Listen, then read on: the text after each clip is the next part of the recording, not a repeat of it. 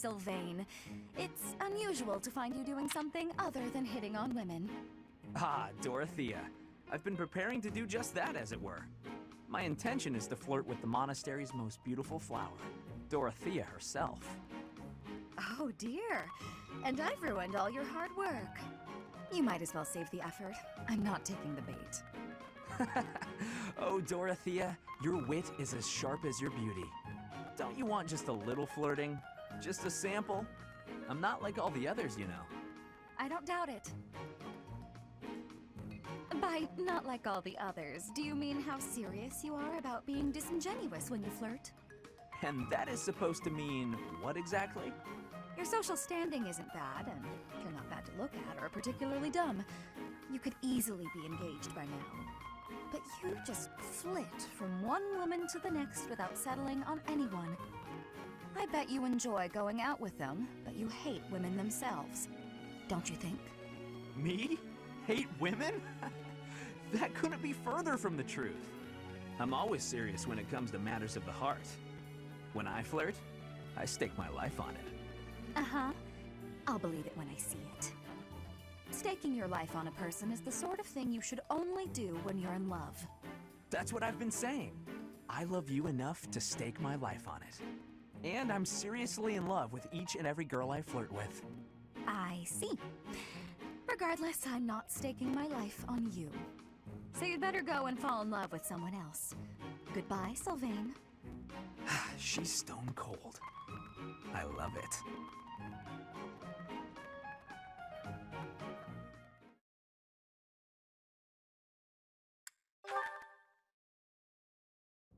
Ah, Dorothea. What are you doing here? I was actually waiting to see you. Were you going to invite me out to dinner? I accept. Yes, I was. I don't think it would be so bad to share a meal with you from time to time. How about tonight? I'm busy tomorrow. That's fine by me. What are you busy with, I wonder? Girls? And more girls? Isn't it an unwritten rule not to ask about such things? But what a curious turn of events. Have you perhaps got an ulterior motive? No ulterior motives. If you're worried, we can just pretend this conversation never happened. No, wait! That's not what I meant. I just don't understand why you want my company now, when you've always been so cold to me. Have you perhaps fallen in love with me? My stomach just got crazy. You know what? Maybe I'll eat on my own after all. Fine, fine, I get it. You want someone to chase your loneliness away. Something like that, yes. If you don't want to, I'll ask someone else. Don't dream of it. It would be my pleasure, milady.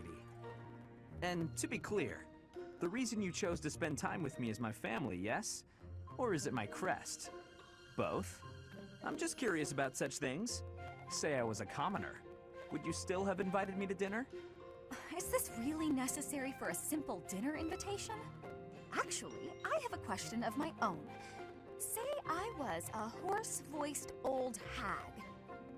Would you still be flirting with me? Would you still want to hold my hand and whisper sweet nothings? That's a difficult question. I have nothing against mature women, but... Even if you were an old man, I still would have invited you out. If you were a former noble exiled from his family, or an orphan from the streets, my heart cares not. Just kidding. I just wanted to try saying it. Of course it's better that you have money. You little... Yeah, that's probably true. So, Dorothea, about that dinner? It would be an honor to have you join me tonight. And let's not talk about things like this over dinner, okay? Even if I was an old man or an orphan, huh?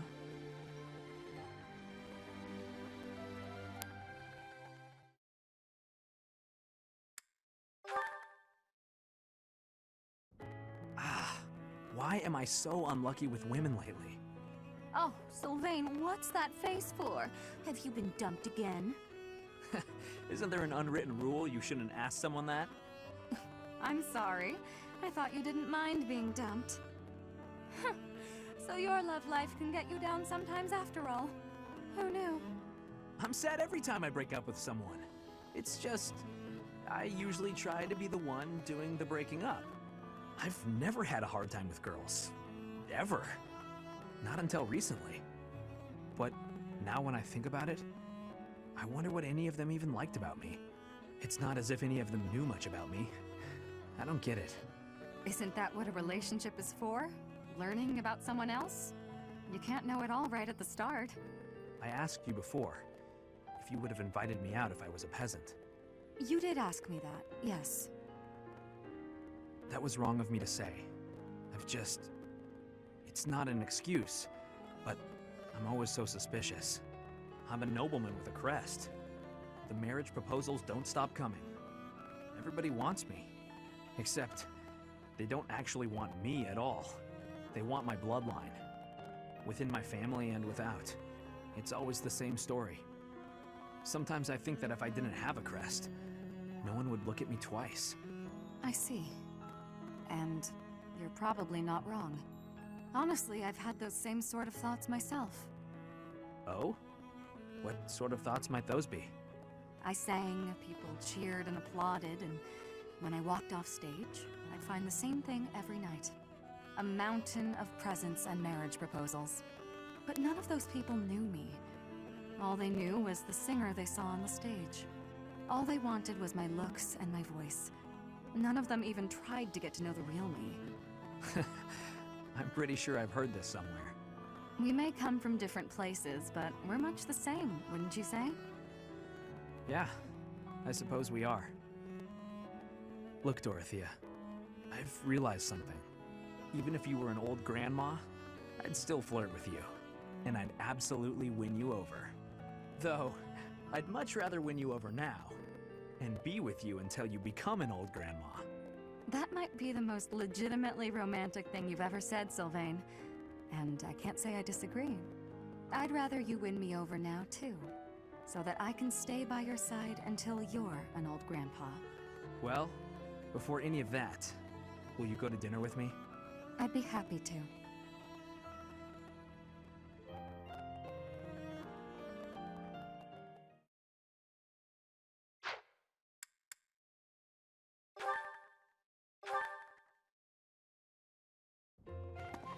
How are you, Petra? You're not finding anything difficult, right? You seem to have settled right in. I am settled. Everyone shows great kindness. I'm glad to hear it. I was so surprised when you first arrived. A princess all the way from Brigid. You have my gratitude. But please do not call me princess. You are making my cheeks blush. There's nothing to blush about. You're every little girl's dream of what a princess should be. Anyhow, I suppose you can't return to Brigid anytime soon, can you? I hope you aren't homesick. Maybe we can cook one of your favorite dishes from back home. I do wish for that. But there is no possibility. The ingredients are not found here. I suppose you're right. That's probably why they don't cook the food of Brigid in the dining hall. I'm sorry. I just got to thinking about how hard it must be to live somewhere so far away from home and... No, it can't be impossible. I'll fix you a real meal of Brigid. I'll just find a recipe and similar ingredients. Wait, Dorothea. It is the thinking that counts. But your cooking is... what is the word? Horrendous. That is what everyone is saying anyway. Horrendous? Nobody's cooking can be that bad. The thinking is enough for me. You have my biggest gratitude. Fine, I'll do something instead of cooking for you. I just want to be sure that you feel at home here. How about a massage? That may help you loosen up. I have no problems. My body is already able to relax. Oh? Then perhaps I could sing you lullabies to help you sleep. I'm not having sleeping trouble. Just know that you never have to worry about putting me out. I like helping my friends. Well then, I must be going, but remember my offer. Dorothea is filling my heart full.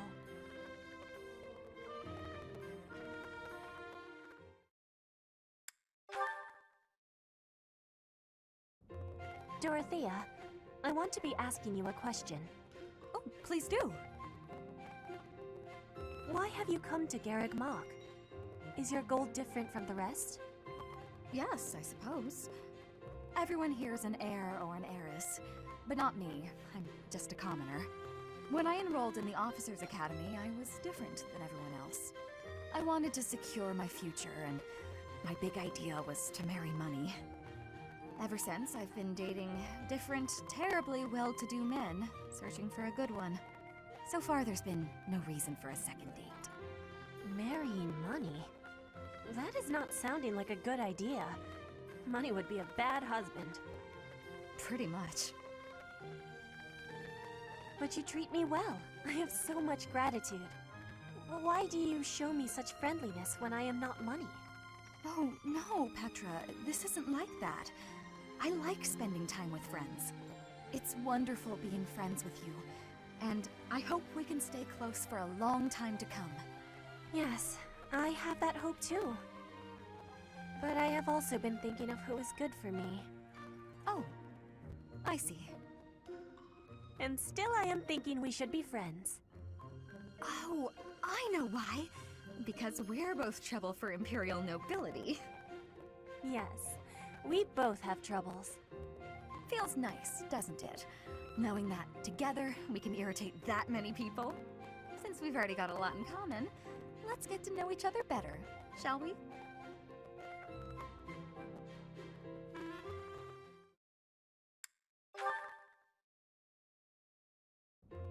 Oh, Petra, are you researching something? Yes, I am investigating useful fighting techniques. You're always trying to become a better fighter. Personally, I'm sick of all the battles. You are feeling sick about battle? Oh, I understand. Yes, I am also wishing for this war to finish quickly. Sooner the better. I don't even remember the last time I washed my hair. Yes, it is hard to be braiding your hair when it is damaged from lack of care. Speaking of, you know, I don't think I've seen many braids like yours, Petra. I assume it's a hairstyle from Bridget? May I take a closer look? You may. This style of braiding has been passed down through my family. How very elaborate. That must take a long time to do. Your words are delighting me. Braiding it does take up a great amount of time every day. Every day? No, I suppose you couldn't sleep with your hair like that, could you? When there's time, do you think you could teach me? It would be fun to match you every now and then. And once I learn how, I can help you with your hair. What do you think? I am really liking that idea. It would give me great happiness to have our hair match. I'd like it too. Dorothea, before I had confusion. I thought you were being overly familiar, but then I gained understanding. Now I am knowing that is how you show your kindness, and I have much gratitude for that. It is impossible to be imagining life without you. You are precious to me. Petra, what a lovely thing to say. I might just cry. If you will be crying, you can have my shoulder. For your crying. Oh, I was just playing around. But if I ever do need a good cry, I do hope you'll lend me your shoulder. My shoulder will always be available for you. Oh, yeah? So I don't even need to make a reservation or anything? A reservation? For my shoulder? Oh, I just meant... You know what? It doesn't matter. What matters is that I enjoy spending time with you. It makes me stop worrying about marriage and status. If that is the truth, then will you be coming to Bridget with me? Huh? When this war is finished, I am wishing for you to be seeing my homeland. You are? Oh my. I'd love to, Petra. As soon as the fighting is done, I'd like nothing more than to see Bridget with you.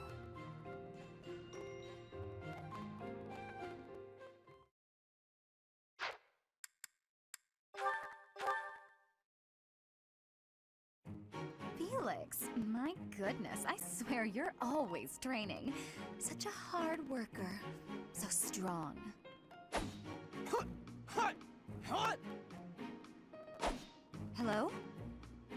Felix?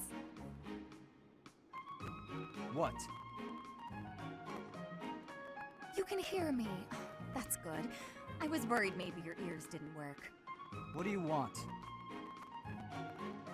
Oh, nothing. Nothing in particular, I mean. But now that I'm here, and now that you've asked, when you finished up, do you think you'd like to join me in the dining hall for something sweet? I'll pass. I don't like sweets. Also, you're a nuisance. Stay away from me. Felix, that's rude. I thought we were on the same side in this war. Anyway, you sound like you're shooing away a stray cat. Shh! Shut up! I am not a stray cat, Felix, and I am not leaving until you take a moment to chat with me. You are a pest. Fine, do what you will. Oh, you better believe I am going to keep doing exactly what I will.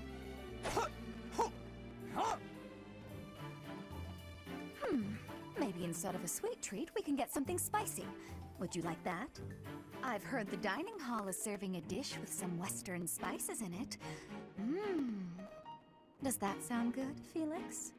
Would you like something spicy instead of sweet? You're distracting me. When I am hungry, I will eat. Alone. Stop squawking at me. Well, since you asked so nicely, I'll leave you in peace. Goodbye, Felix. Finally.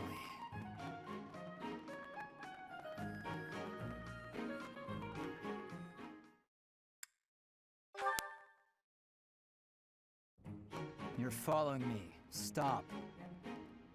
I am leaving you alone, just as you asked. I may be walking the same way as you, but... What do you want? You've made it abundantly clear I'm not to want anything from you, including politeness. I heard a rumor that you're planning to settle down with a noble. I abandoned my family, so you'll have to look elsewhere. Not much to gain from marrying me. I just find you interesting is all. Is that so odd? Interesting? I'm not interesting. What do you mean? I've never met a noble so... unsociable. Yes, that's the word, unsociable. Other nobles are quick to be friends, even if it's just because they might gain something from it. The Empire's nobility, maybe. The Kingdom's nobility is a whole different animal. If they are, so what? You should care how others think of you. Why? I don't answer to them. All that matters is improving my skill. I'll prove my worth on the battlefield. Those people care so much about appearances they can't even see each other. It makes me sick. Oh, I agree. What's important isn't how someone looks, it's their true nature. I don't pretend to know your true nature. I don't even have a very good understanding of my own. But I suppose you see mine just fine, don't you? Just a silly girl with no thoughts in her head except for marrying a noble. Yes? Goodbye, Felix.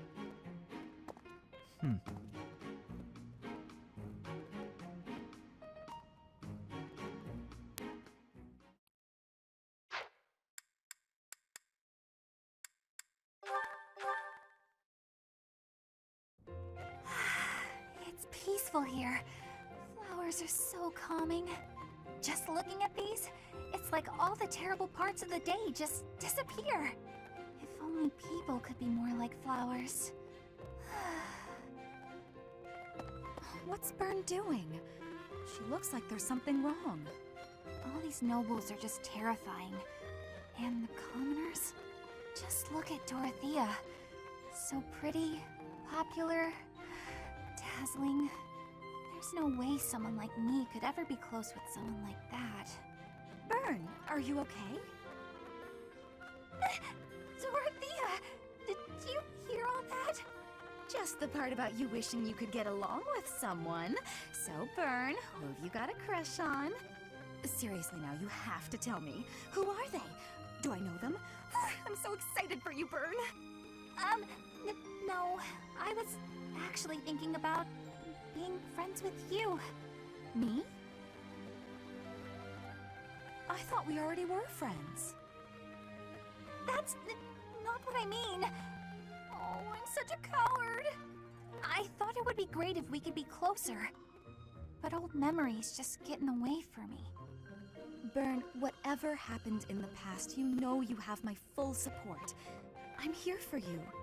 I thought we'd already been friends for a long time now. Please. Just forget it. We'll never be close friends.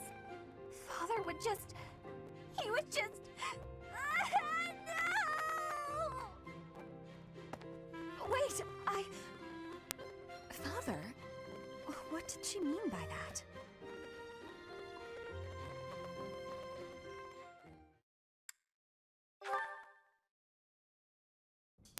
Hello, Byrne. Oh no, what did I do this time? Did I offend you? Is this your revenge? No, not at all. I just want to talk.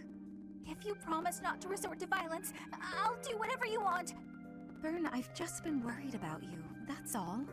When I said I was your friend, you ran away, saying something about your father. Remember? Vaguely? I know you've lived through some bad times. If you could tell me about it, maybe I could help?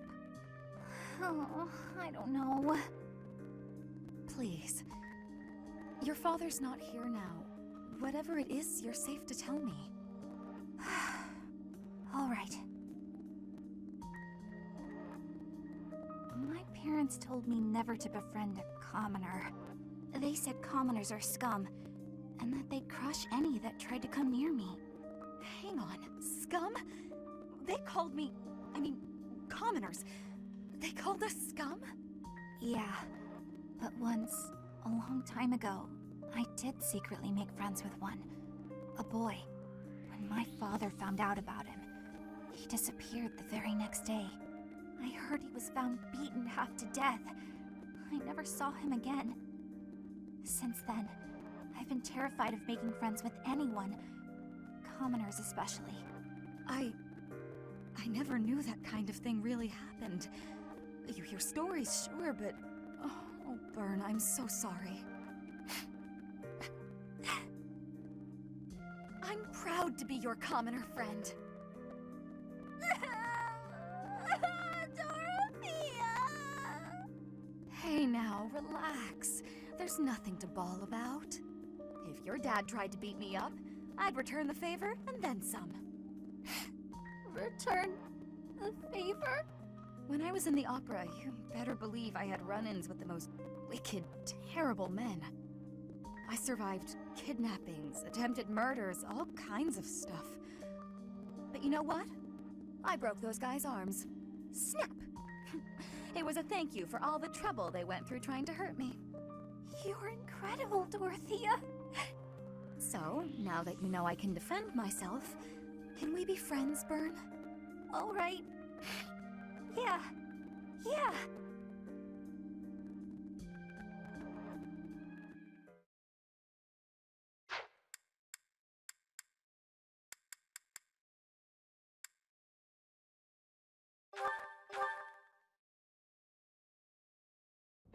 Well, I had fun today.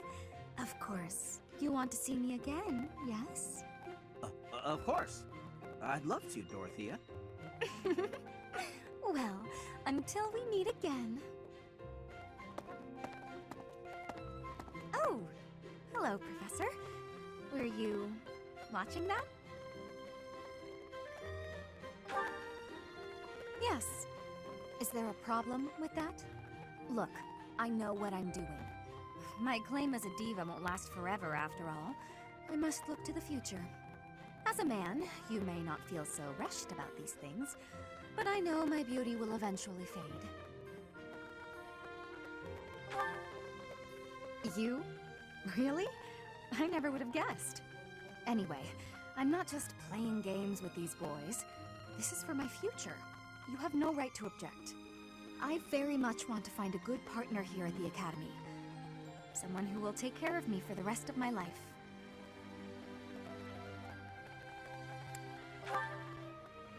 Finding someone to take care of me? Of course it is. Who could ask for anything more?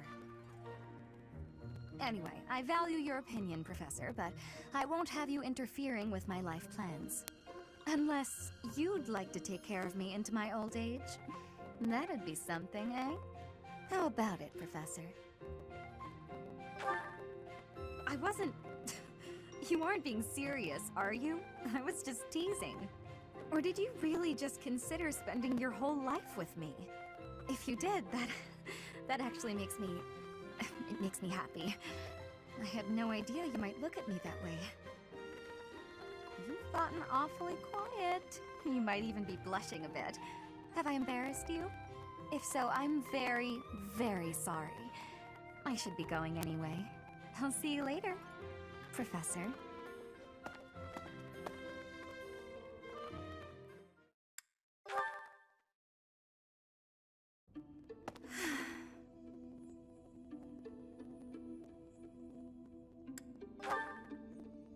Professor, Oh, don't worry. It's nothing. Actually, could we talk for a bit? Somewhere a little more private?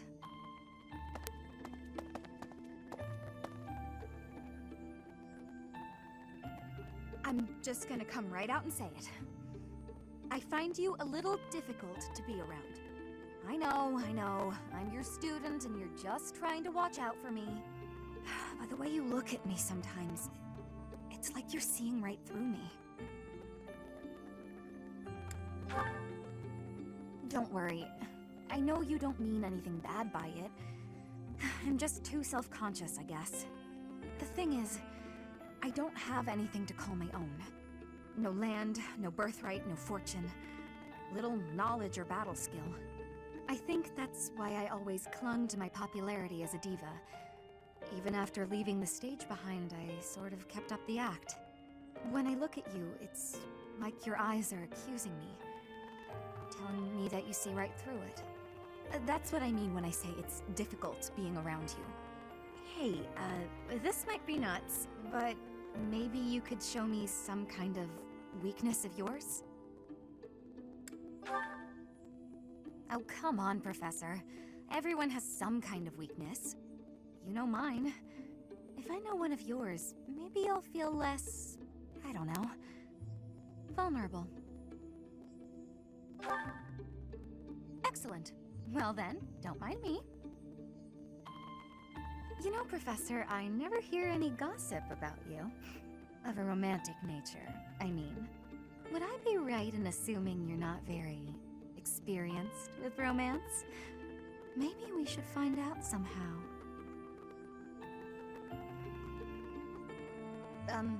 Professor? What's with you? Why aren't you reacting to anything I'm doing? Oh, come on. Is your heart even beating? You're making me lose my confidence.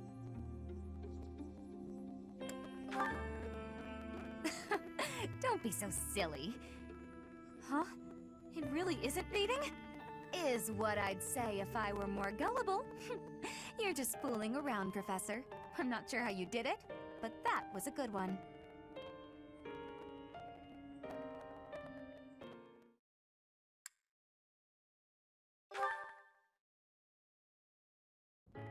This may seem a bit sudden, but I want to thank you, Professor.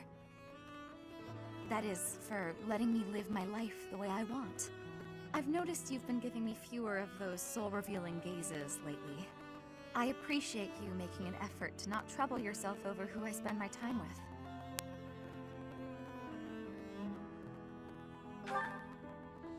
Well, of course. Did you think I wouldn't notice? It's kind of sweet in its own way.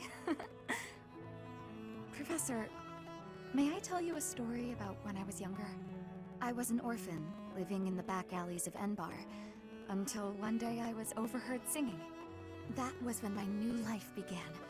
I was suddenly a songstress in the Middle Franc Opera Company. Performers, nobility. I met so many people. But none of them ever really knew me. I was just some young, pretty girl who could sing. A spectacle to be admired. Even though everyone praised my looks and my voice, and they showered me with gifts, I knew one day I'd be old. My looks would fade, my voice would change. I wouldn't sound the same. And I started to wonder, when I did get old, what would I have left? I'd be old, alone, and back on the streets of the capital, right where I'd started.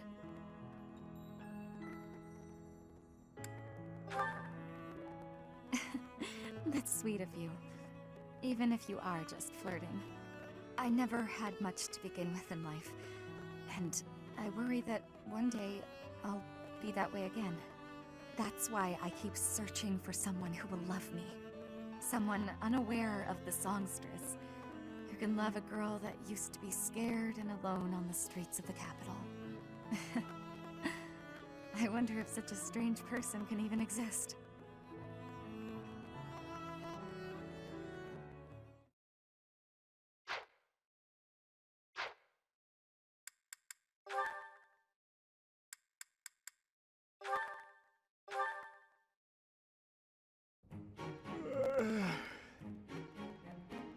Claude. What's on your mind, Ingrid? Actually, if it's something troublesome, can it wait a bit? I am positively exhausted today, so I was gonna turn in early. Don't you try to stop me, you hear? The sun just barely dipped below the horizon, yet you're already preparing for bed? Rising with the dawn and setting with the sun. Isn't that how a life is meant to be lived? I'm almost certain you have never been awake at sunrise, Claude. And how would you know that? You haven't been peeking into my room every morning, right? I'll have you know I like to rise early for my daily meditation. Uh-huh, sure. And I've decided to quit my pursuit of knighthood. At least try to make your excuses more believable. And that yawn just now. You didn't even bother covering your gaping mouth. One would never know you're of noble birth with how you conduct yourself.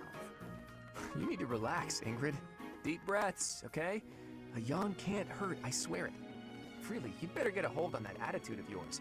Otherwise, that pretty face is gonna get all twisted up with angry lines. Guys don't like gals who are always griping at them. Try a smile every now and then. Here, let's practice. On 3. 1, 2, 3. You're actually telling me to smile more, aren't you? How common?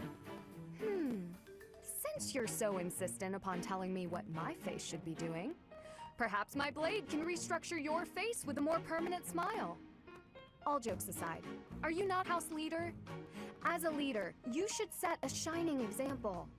A position such as yours comes with responsibilities. See that you consider them more carefully in the future. Ish.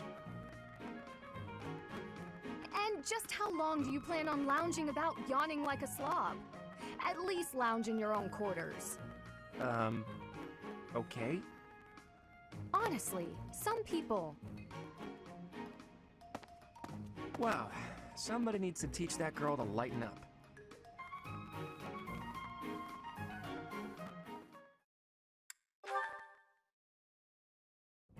Ingrid, hello. Yes, Claude? Listen, I know you and I don't always get along. I just wanted to say that I'm sorry if my way of being is upsetting to you. If anyone should be making apologies, it's probably me. I've been overly harsh toward you on more than one occasion. I am close friends with someone who has caused me no end of trouble since we were very young. You remind me a bit of him, and I think I've projected my annoyances at him onto you, at times. Huh. Am I really that similar to this friend of yours? Not in every regard, no. You certainly seem to treat those of the opposite gender with quite a bit more respect, for one thing. Well now, I'll take that as a compliment. You also speak to me in a much more amicable manner than my dear friend ever does. Okay, I have to ask you something, but only if you promise not to show me your angry lines again. Doesn't that straight-laced personality of yours make life harder than it needs to be? I feel like there are plenty of people who'd like to get to know you better, but who are scared off by your, well, intense attitude. Oh, really? Really. I'd say that especially applies to most of the folks you go around giving lectures to. We're all friends here, Ingrid. We all trust each other with our very lives on the battlefield. Shouldn't we try to accept each other? You have a point. I sure do. Besides, with a cute face like yours, I bet you could win anyone over if you just threw out a smile now and then. I've got better things to concern myself with. In any case, you speak as though you know so much about wooing the masses. But I would wager that many of our classmates find it difficult to trust one as slovenly as yourself. Oh, another lecture. I see you took my words to heart. Look, let's just call a truce, shall we? How about we agree that we could both learn something from our chat today? If you'll make an effort to smile more, I'll try my best to set a better example for everyone. That seems like an unreasonable thing to ask of you. I wonder if you're capable of such a thing. And it's perhaps equally wild to ask an ice block like you to melt. But let's give it a try. What do you say? I suppose it's only virtuous to ask as much of myself as I'm asking of you. Very well. I accept your challenge.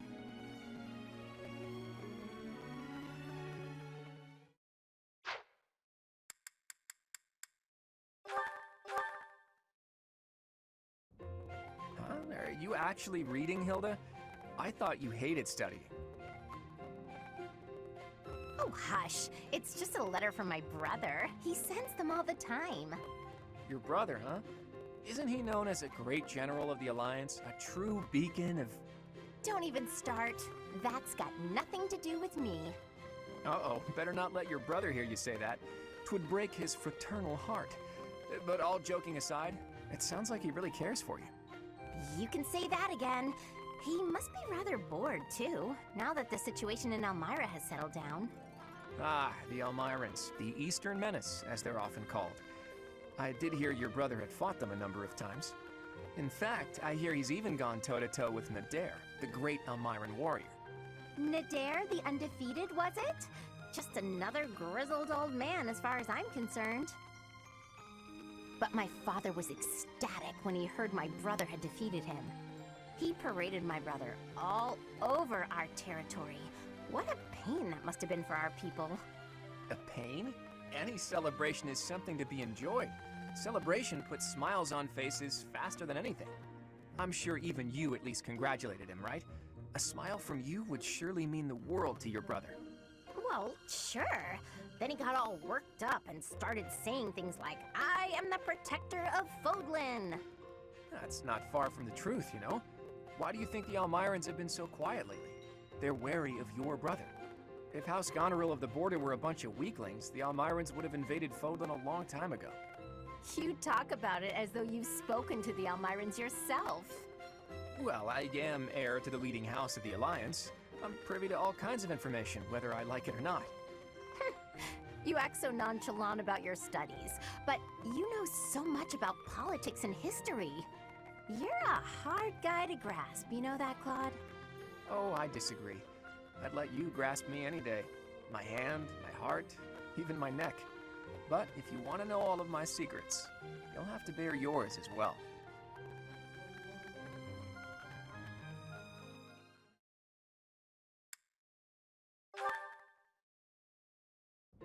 What are you writing there, Hilda? Wait, let me guess. You're replying to one of your brother's letters, right? Of course. It's a pain, but I make sure to always send him a response, otherwise he'll worry. It's much easier than when we lived together. A few letters here and there are a small price to pay for this peaceful, brother-free environment. Well, that's a fine thing to do regardless of your reasons. As for me, it's been far too long since I've written to my parents. Oh, I thought your father had died. Not quite. He's still alive and kicking, as far as I know. The late Duke who died in an accident was my uncle. I see. I do recall you mentioning that your mother was born into the Regan family. What's your father like, if you don't mind me asking? He's quite the extravagant character. When I was a kid, he used to tie me to a horse and drag me around. Excuse me? In all fairness, I was quite a little brat. The horse thing sounds worse than it is. There's sort of a trick to it. A trick I hope I never need to learn. Your mother didn't step in and make him stop? Gods no, she'd just laugh right along with him. If my father is extravagant, my mother's more like a warrior goddess, or maybe a demon queen. This one time, she got into an argument with my combat instructor and wound up in a full-on fist fight with the guy. What's more, she won. My instructor was a mighty warrior, undefeated in 100 battles, but even he was no match for her. Huh? But your mother is a lady of nobility. True, but she was the kind of woman to elope with the man she loved and throw it all away. Not your average duchess at all.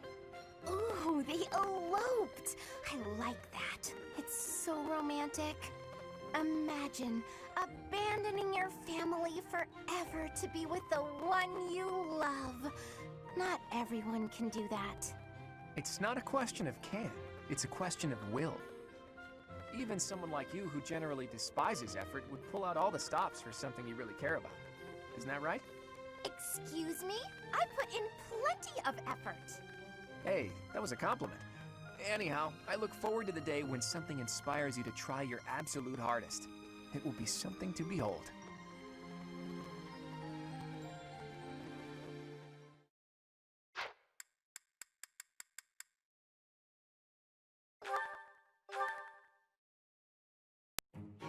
This looks like an ideal place to take a nap. Only one way to know for sure. And there's a nice breeze today, too. Claude? Huh? Why are you taking a sleep on the ground, Claude? Is that Petra? Where are you?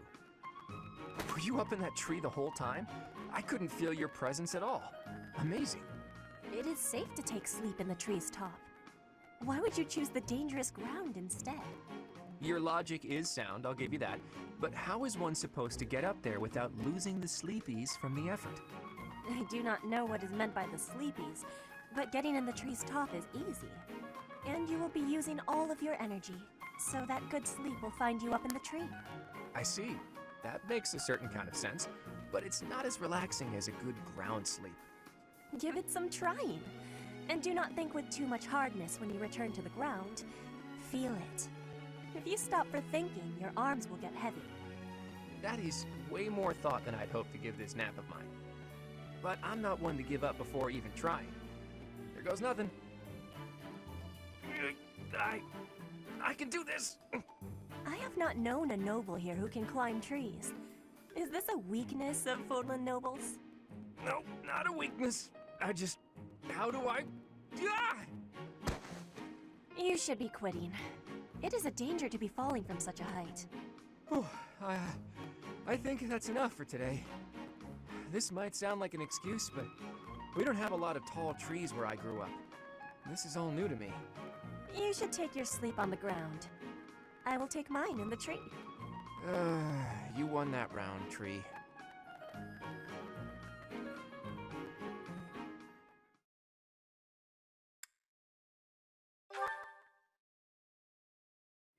Hey there, Petra. Claude? Where are you? Where else? Wait, I'll meet you down there. Claude!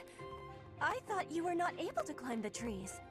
True, and that is exactly why I worked like a madman to devise a new climbing technique. I have much admiration for that. To climb is a skill with value. What can I say? Okay, so I may have cheated a little by using my bow to shoot a rope over a branch, or a few branches, or all of the branches. But once I got up there and hauled up the ropes, it was the same result as if I'd climbed it your way. I am understanding. That costs more time though, so it is not the best thing for hunting. But you are not harming the tree, so that is an advantage. I am liking this technique. You're right. I didn't harm the tree at all. I'm surprised that impressed you. The tree has a spirit. If you hurt the tree, you will give its spirit anger. I see. I take it the people of Bridget have a close relationship with nature, then? Trees give us food and also shelter. We are needing them, and they are needing us. True. The people of Fódlan believe everything is a blessing from the goddess. They've forgotten to be grateful to nature, too. Nature gives us life, sustains us. Without it, we couldn't breathe, couldn't live. It's everything. It's fine to pray to the goddess, but we have to respect nature, too. Don't you think? Yes. I do not know this goddess, but I know nature. That is the knowing I prefer to have. You and me both.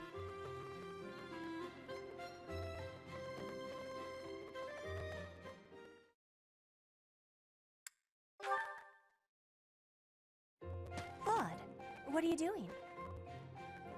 The training equipment needed maintenance, so I thought I'd give it a good cleaning and some oil. Why is that for you to do?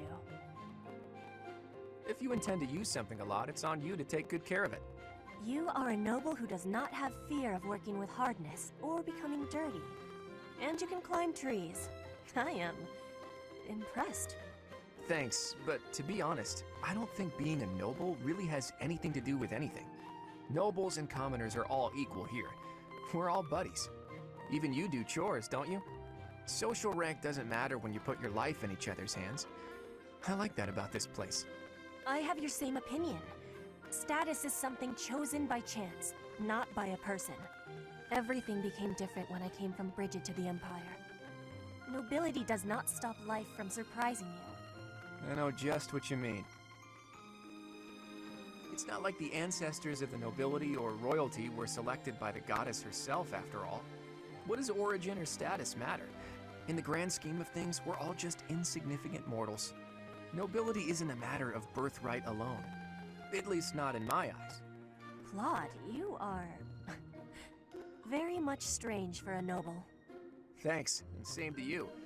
You're a princess of Brigid, right? If I'm a strange noble, you are too. I am normal in Brigid. In Fódlan, you are an abnormality. An abnormality, am I? Gentleman that I am, I'll go ahead and take that as a compliment. I think also that your heart is kind. I am thinking you will be a good king. I'll remember that. But for now, this equipment isn't going to clean itself. I will be helping you. We will join together our efforts. You're an abnormality, princess. A wonderful abnormality.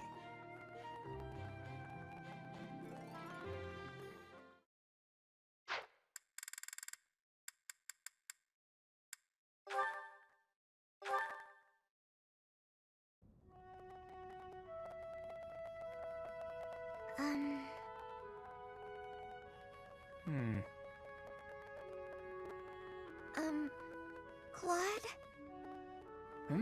Oh, Marianne. Have the gods taken pity on my lost soul and revealed a sign to me? I've been researching the 10 elites of Fódlan, but I can't tell fact from fiction. Anyhow, what can I help you with? Well, I found this pendant, and I think it's yours. Ah, right you are. Yeah, honestly, I'd resigned myself to never seeing it again. It's a keepsake from my uncle, who's passed on. If I truly lost it, my grandfather would have had my head. Thanks for returning it to me, Marianne. You saved my tail. Please, it was nothing. I should be... No, I think that's enough researching for today. Why don't you join me for a nice chat? I just came to deliver the pendant. Sounds awfully lonely to only talk to those whom you have business with. Do you really dislike talking to people that much? It's just... I never know what to say. I'm sorry. No need to apologize. We'll figure it out as we go. Tell me, are you like this with your father too? Within the Alliance, Margrave Edmund is prone to debate. With a father like that, I would have thought... Margrave Edmund is my adoptive father. Oh, is he? I didn't know. Where were you born? That is none of your concern. I really must be going. She's hiding something, that much is clear. But that just makes me all the more desperate to know her secrets.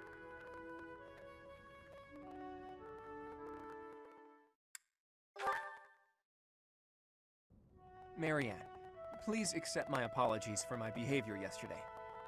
I'm not sure what you mean. Asking you about your family like that was pretty insensitive of me. No matter how curious I am, that's no way to treat someone. I'm sorry. Oh, no. You weren't being insensitive. I just didn't want to talk about it. I don't spend much time talking about myself. Not to people, anyway. If not people, then with who? Unpeople? Non-people? Well, yes. I'm much more comfortable talking to anyone who isn't a person. I was actually joking, but now I'm mystified. Who is it you like to talk to? Dorte the horse. Ah, of course. Good old Dorte. And does he understand what you tell him? We understand each other. He tells me when he's sleepy, or when his stomach hurts, or if his nose itches. Sounds like a complainer, that Dorte. But let's table this fascinating discussion for just a moment. Now that we've gotten in some small talk, I'd like to know what you're hiding. You are hiding something, right? Your lineage, perhaps? No. If I'm wrong, I'm wrong. If it's all just idle gossip, that's fine too. But if it's something silly like, my ancestors were cursed, therefore I'm cursed, you should know that I won't accept that nonsense. That sort of thinking is stupid, and that's all there is to it. Say your ancestors were thieves. Does that make you a thief, even if you've never stolen a thing? Of course not. But people have burdens to bear from the moment they're born. My burdens are so big that I'm sorry, I can't discuss this anymore. People certainly are born with burdens. She's right about that. But Marianne, don't you know that you can choose not to carry them?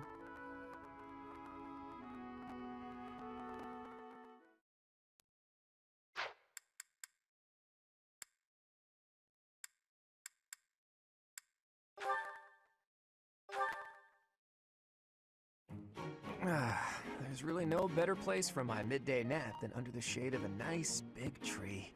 The twittering of the little birds. It's like they're singing a lullaby just for me. Ah! Is that a dagger? Am I being ambushed? Claude, why are you lazing about? You should be training. Shamir! Was this your doing? Talk about unfriendly. Another inch and you would have sliced my handsome nose clean off my roguishly beautiful face. But I didn't. Fortunately for you. You know, if you wanted to give me a talking to, you could have done so with your words instead. That's how most people do the talking thing. Conversation was not my intention. Well, what then? A prank? That's not better. I thought we were under attack. I could have died from the shock. Look closely at the dagger. Is that... right. There's a poor spider impaled on it. A poisonous spider. The tiniest bite from which can cause fever, headache, and relentless vomiting. Or worse. Yikes. I guess this little guy is more vicious than he looks. I noticed it descending towards your face. Ah, so you saved me from a certain doom. Well, in that case, I'm sorry for questioning your motives. I promise to repay the favor someday. I'll keep that in mind. Wow, so that's what the greatest sniper of all the knights is capable of. Absolutely incredible.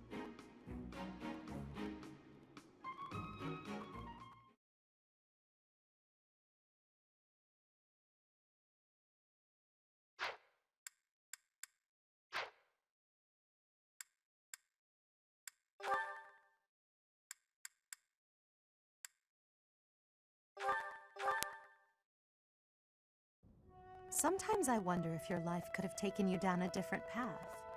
If you had never met me and entered my service, you might have had a more tedious path.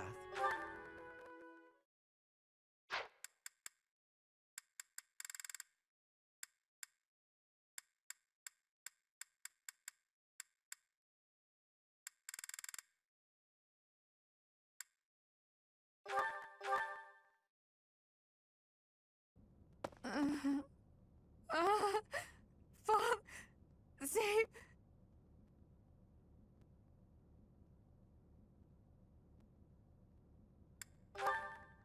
We are within a monastery. No ghost would dare set foot in here. What is that look upon your face? I am no ghost, if that is what was on your mind. No. Who's there? Professor, what are you doing here? Oh? Perhaps I was talking in my sleep.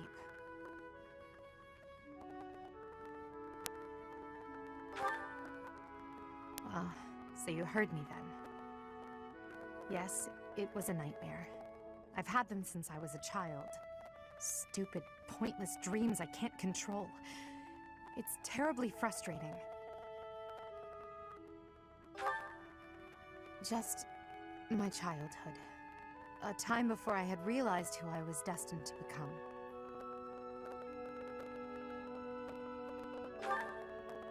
I had a feeling you'd say that. I suppose I could try, but only if you swear not to tell a soul.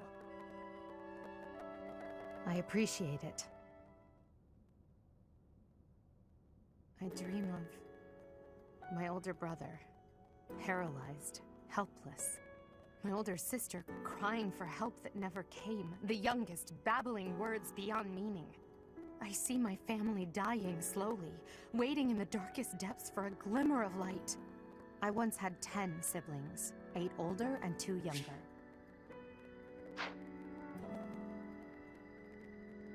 Such a large family, and yet I became the heir to the throne.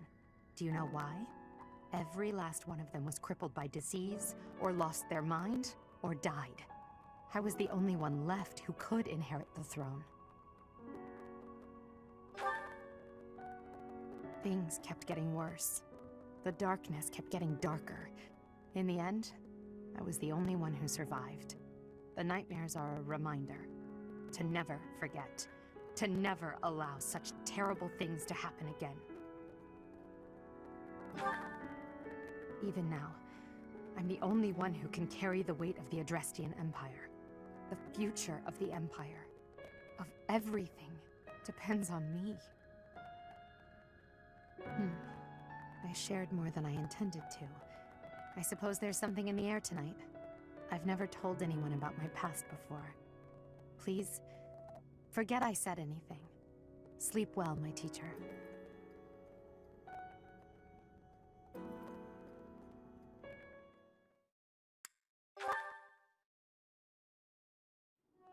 Oh, it's you. Out late again, I see. What brings you here? I just wanted some fresh air. There's a lovely breeze tonight. I always wander outside when sleep evades me. So I see. Still, it's ill-advised to stay up so late. I should get some sleep too, but... Have you ever felt a sort of longing for the outdoors? I have. There are times I long for the warmth of the sun, for a sweet breeze on my face. Do you remember what I told you the other night? About my past? None of my siblings had a chance to lead the sort of life they deserved. An ordinary life.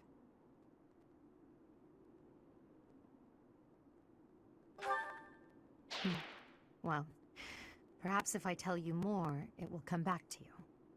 My siblings and I were imprisoned underground, beneath the palace. The objective was to endow our bodies with the power of a major crest. I have always possessed the crest of Seiros, inherited through the Hresvelg bloodline. But it was only a minor crest, and most of my siblings bore no crest at all. In order to create a peerless emperor to rule Fódlan, they violated our bodies by cutting open our very flesh. Now here I stand, the fruit of that endeavor, Edelgard von Hresvelg. But that came at too high a price. The others were sacrificed. Ours weren't the only lives devastated by that terrible process. Innocents died as well, without even knowing what they were dying for. And there you have it, the truth of the Hresvelg's empire. The Prime Minister and his gaggle of nobles. They had the empire under their thumbs.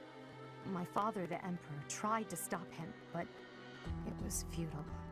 My father was nothing but a puppet on a string by then. He was powerless to save us. I know how it all sounds, but when you see my true strength, you will know I speak the truth. I have kept it hidden all this time, but I will reveal to you the power of my second crest. It is the same as yours, the crest of flames. When it manifested for me, I swore a silent oath. For the sake of my family, and for all the poor souls whose lives were traded for my existence. For their sake, I will build a world where such meaningless sacrifice is never again sanctioned. As Emperor, I will change the world. I swear it.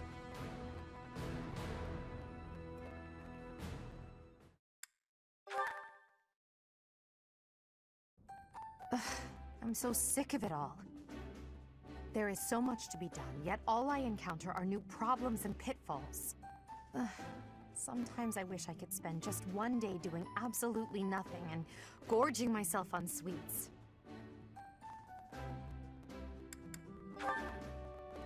Do you mean it? Just the thought makes me happy. But Hubert would never allow it. Indeed. It may not be possible now, but one day we will know the joys of idling. Mark my words. Is that a smirk I spy? Is it so amusing to you, me daydreaming of free time?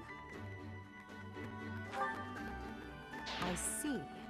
I'm finally getting an idea of what you think of me. But let's put all that aside for now. There is something I've been meaning to tell you. I'm afraid this might sound a bit sentimental. However, I want to thank you. Because of you, I feel I can walk my fated path without losing myself. If I were alone, I might have lost perspective and become a harsh leader with a heart of ice. But I'm not alone. With you by my side, I'm somehow free to be not only a leader, but simply Edelgard.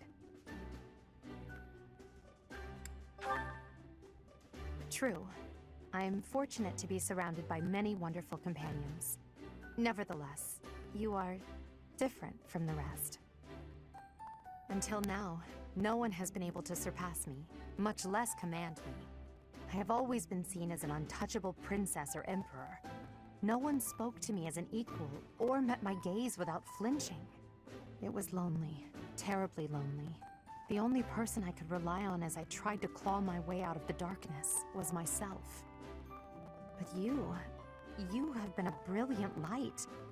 Somehow you have chased the darkness away. And for that, I will always be grateful.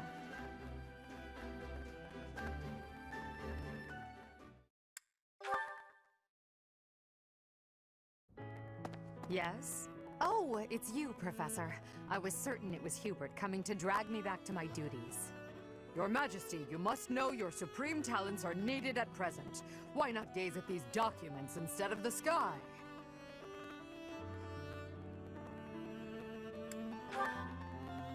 No? Well then. And here I thought my Hubert impression was second to none. But that's enough about Hubert for the moment. While I have your attention, I'd like to thank you for your help in that last battle. As you well know, I'm perfectly capable of commanding the army by myself. However, when you're around, it's somehow different. I'm not sure I can properly explain it. I suppose your perspective on the battlefield is simply sharper than mine. When you're devising tactics and tricks for us, it's almost as though you can read the enemy's mind. There's no getting around it. Your talent for strategy far exceeds my own. I'm quite jealous, in all honesty. Is that a fact? Well, if you insist. I suppose a flower from another's field is always more beautiful. I'll admit, I think of you as rather detached. So to hear that you have emotions such as jealousy is something of a relief. Oh, but you are. Don't even try to argue. But I suppose I'm much the same. I've also distanced myself from the ordinary world. Friends. That word somehow doesn't seem adequate. Besides, we've been friends for a long time, you and I. By now, we're so much more than that, at least in my mind. You know, instead of Edelgard, you can call me just Elle, if you so please. That's what my parents and closest sisters used to call me when I was little. Now there's no one left who calls me Elle. But with you, well, I think I could allow it. In fact, it would mean a great deal to me. Why? Well, you have stood beside me and shared my burdens. As I said, you are much more than a friend. In truth, you are like family to me. I suppose that's why.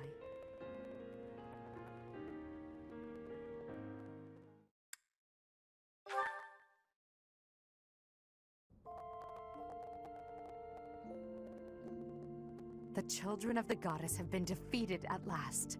The shape of the world will be forever changed. Humanity is free now.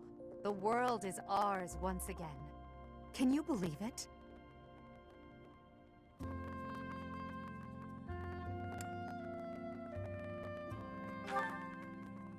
True. There is still much to be done. We can't ignore the possibility that our enemies will resurface one day. In the end, the fate of this world depends on the choices we make. I don't know what the future holds, but come what may, will you stay by my side? You chose to protect me at the Holy Tomb. Will you choose me again? What I'm trying to say is, I need you. You called me Elle. That means more than I can say. And this ring, it's lovely. Thank you, my dearest friend. I will happily accept it. I must admit, I feared my feelings would be unrequited. So long as I had you by my side, it never mattered how many enemies I amassed. You were all I needed. All this time, I longed to share my feelings with you, and it seems you wished for the same. Now, our wishes have come true. This feeling, it's overwhelming.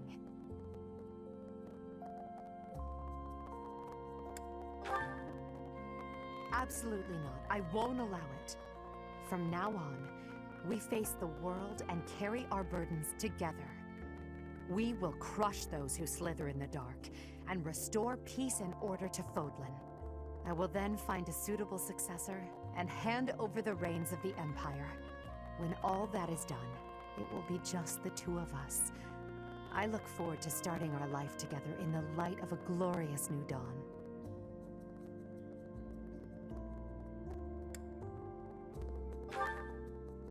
Yes, that is all we can do for now.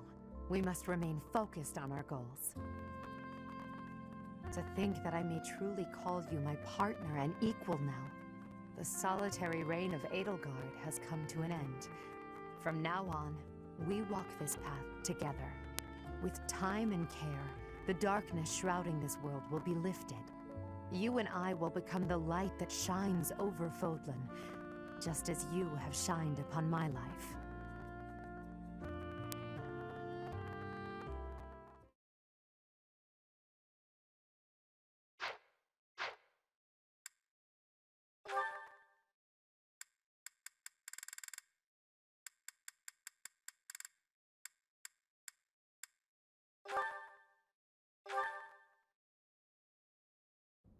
Perfect timing, Professor. If you don't mind, I have a favor I'd like to ask of you. It's in regard to sword training. Not for myself, but, well, to be honest, I've been teaching swordsmanship to the orphans at the monastery for a while now. I must agree. Frankly, I'm not great with children. Some of them saw me sparring with the knights one day. They started pestering me to teach them. They were so earnest, I couldn't help but oblige. There's much I wish to show them, but due to my own studies and training, I'm afraid my time is rather limited. Which brings me to my favor. Your swordsmanship is unmatched.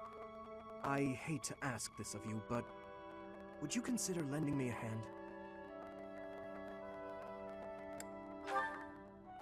Thank you, truly. I am in your debt. And I always repay my debts, I'll have you know. All of these children lost their families and homes to war or illness. This may sound a bit arrogant, but I feel it's my responsibility to help them. I lost my parents without warning too. In that way, we're the same. In Dusker, I lost my father, stepmother, and closest friends. I didn't have many allies at the castle after that. In truth, I had only to do for companionship. I'm afraid not. My birth mother fell ill and died shortly after I was born. And my uncle, suffice to say, we don't get along. Ah, but there were those outside the castle walls I was close to, such as Rodrigue. Pardon my rudeness. I meant Lord Rodrigue. He is my father's old companion, and the father of Felix. On the occasions he would visit the capital, he'd take me out hunting or on long horse rides. While Dedu is like a brother to me, Rodrigue is more like a second father. It might sound ridiculous, but he's the kind of man I hope to become one day. Someone who helps others. Someone who can reach out and save a lost soul. Oh, please, accept my apologies for boring you with my life story. In any case, don't forget your promise, Professor. I'm counting on you.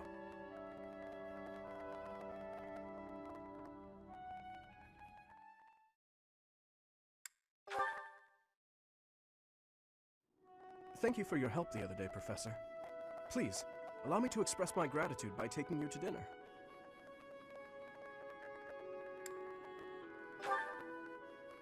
Fantastic. Please think about what you'd like to eat. After all, such magnificent guidance must work up quite an appetite.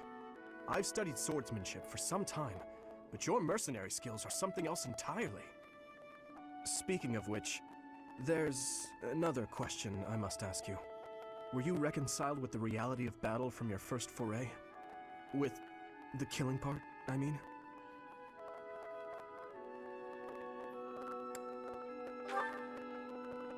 I see.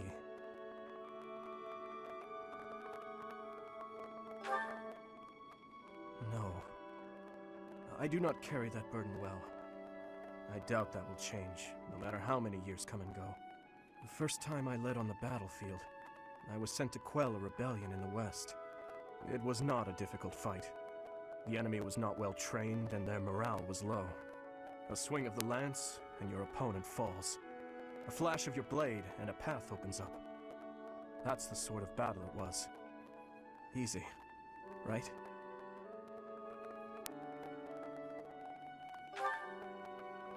That's one way to look at it. The leader of the rebel army was defeated, and the rebellion quelled. This was at the height of the post-war period. I recall coming across a dead soldier's body. He was clutching a locket. Inside was a lock of golden hair. I don't know to whom it belonged. His wife? His daughter? Mother? Lover? I'll never know. He was a soldier. An enemy. Someone we had cut down without hesitation. But in that moment, I realized he was also a real person, just like the rest of us. Of course, we cannot stand idly by and allow anyone to commit senseless acts of violence. Yet, in dispensing what we call justice, we take the lives of cherished family members.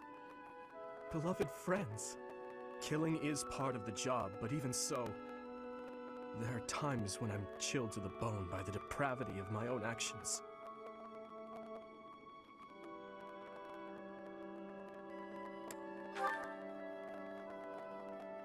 That you feel the same way is more comforting than you could know. Professor, may I speak freely? When we first met, I thought of you as someone who felt no strong feelings about killing your enemies. I could never trust someone who kills without batting an eye. My heart won't allow it. But after speaking with you and getting to know you better, I can see you're not like that. Now I know, with all my heart, that I can trust you. Thank you for that.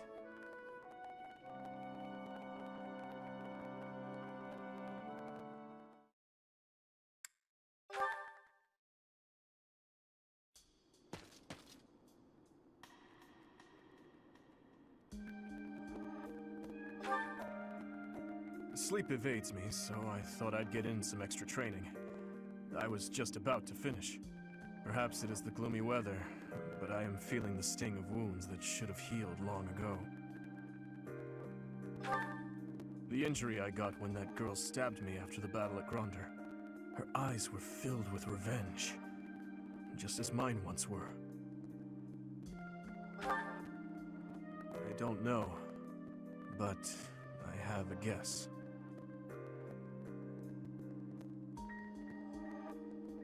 Ah, I suppose I haven't told you about that yet. I was attacked inside the monastery the other day. It caused quite the uproar. The ones who attacked me were some of the youths we taught swordsmanship to once upon a time.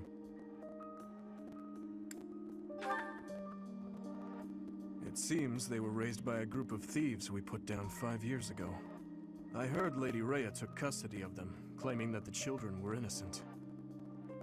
I have taken so many lives, and with each one I face hatred. During the last 5 years especially. My life was not so different from that of a wild beast, and that young girl's brother. At some point I must have... That is why I thought it only natural that someone would retaliate someday. Because I hated, because I stole, and because I killed. But with those children, it's different. We drew our blades with the best of intentions, only to hurt them in the end. I suppose this is yet another thing we will just have to live with.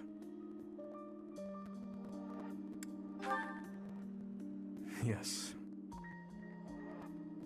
As one who chose to fight, it is my responsibility to confront this anguish and the true nature of war, until the day my life comes to an end.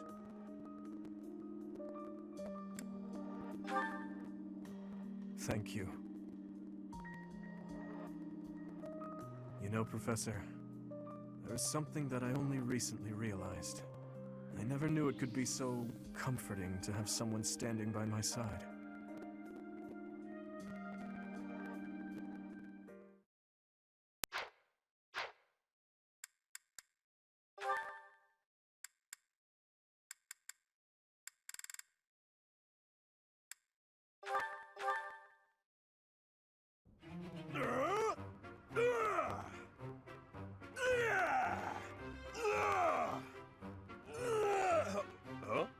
What's that noise? Sounds like someone's having fun. Maybe it's coming from the greenhouse. That was really fun, Bernie. Good thing I found such an out-of-the-way spot to play. Only the pretty flowers hurt me here. Isn't that right, little flower? You're the only one who heard, aren't you? What did you think? That was amazing! Why is your voice so deep? What? I'm no flower. Oh no. Raphael, you heard it all, didn't you? I did! What kind of instrument was that? I could hear it all the way over at the training grounds. It was great. I didn't know you could play. All the way from the training grounds? Oh. That's right. Then I came here to tell you how good you sounded. Good. No, I'm on to you. First, you flatter me. Then you get me to perform on stage in front of everyone to humiliate me. No? But that's a great idea. Everyone should be able to hear your music. Ah, I knew it! Monster! I won't fall victim to your schemes! I don't know what just happened, but I think I might have scared her.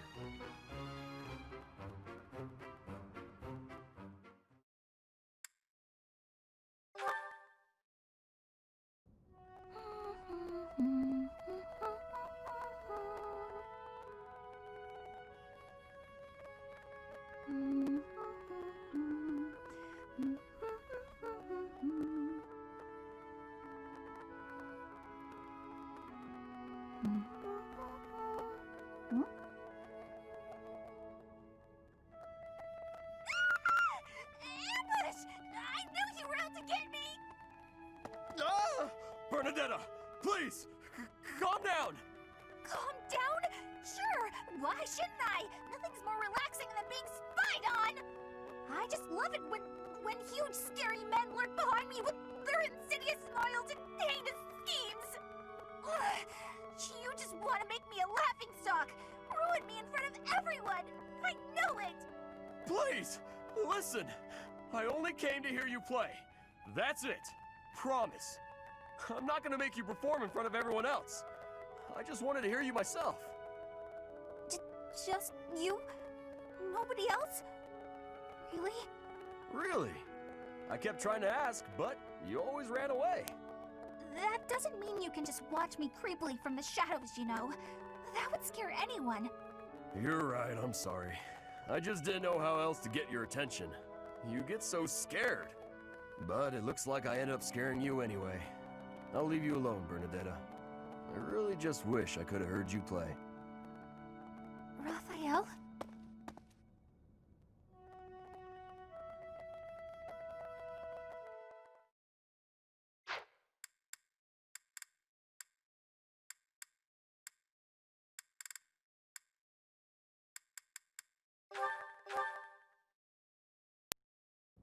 Thank you, Lady Bernadetta.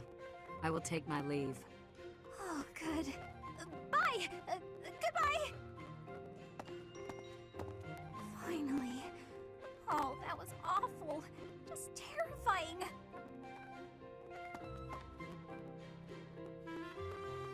Ah! Please don't sneak up on me like that! That lady asked me to show her around. I tried to be polite, but strangers are just so nerve-wracking. Oh yeah? How about when I first met you and I wouldn't come out of the corner, or even uncover my face? Actually, now that you mention it, it's funny. Once I started talking to you, I stopped feeling scared. I wonder why. You know, Professor, you might be the first person I've been able to speak to normally since I got here. And I have no idea why. I'm happy about it too. When we first started out here, we had to do drills outside. I skipped those every chance I got.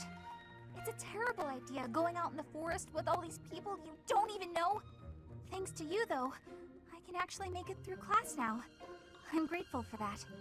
I don't know what I'd do if you weren't here. Sorry. I'm okay. I am okay. I'm doing just fine. I feel safe here, thanks to you.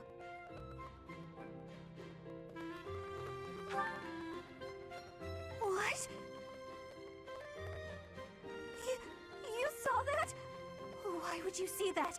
You were watching me? That crosses the line, Professor. Singing? Me? Why would I be singing? I'd never be singing. I've never been so humiliated. Useless, worthless, unmarriageable.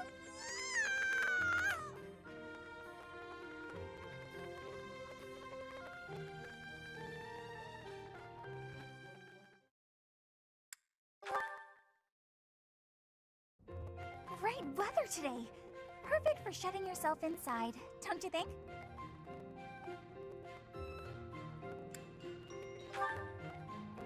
I'm glad you get it. With great weather like this, there'll be no one inside to bother us.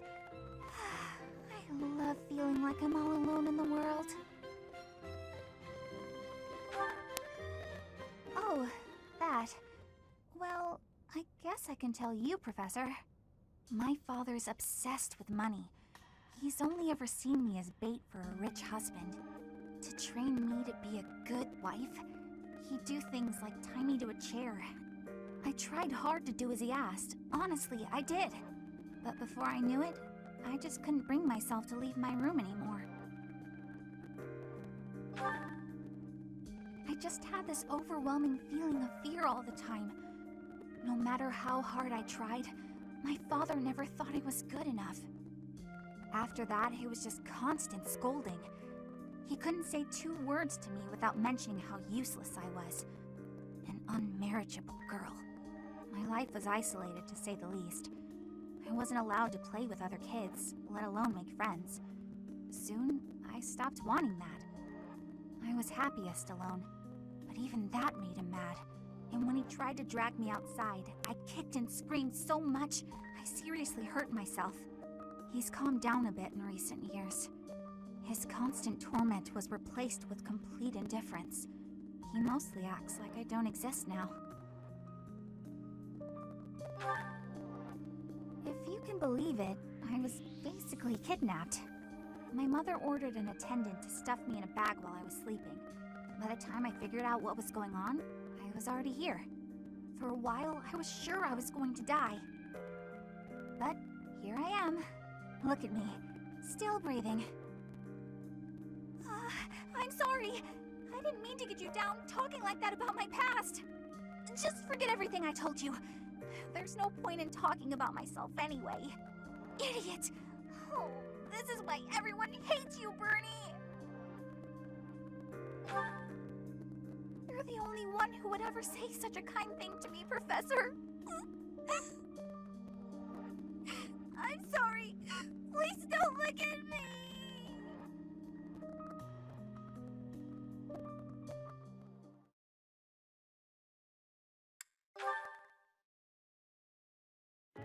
I can't believe how long it's been since I left home. Since I was dragged out of the house, I mean. 5 whole years. It's weird to think about.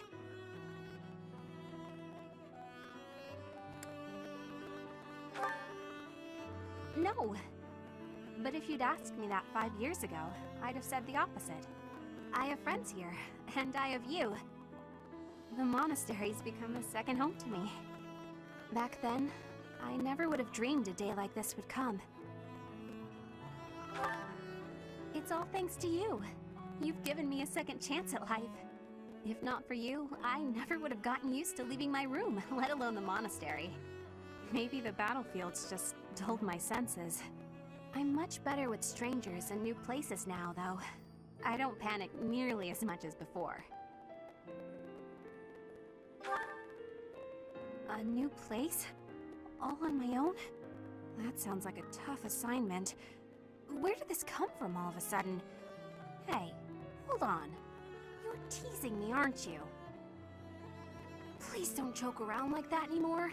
It's torture for me. You're still not taking me seriously. I mean it. Promise me you won't do that again. Friends respect each other's feelings, don't they? Good. I'll hold you to that. You're absolutely not allowed to send me out anywhere on my own. Got it? You would need to come with me. If you're with me, I can go anywhere in the world.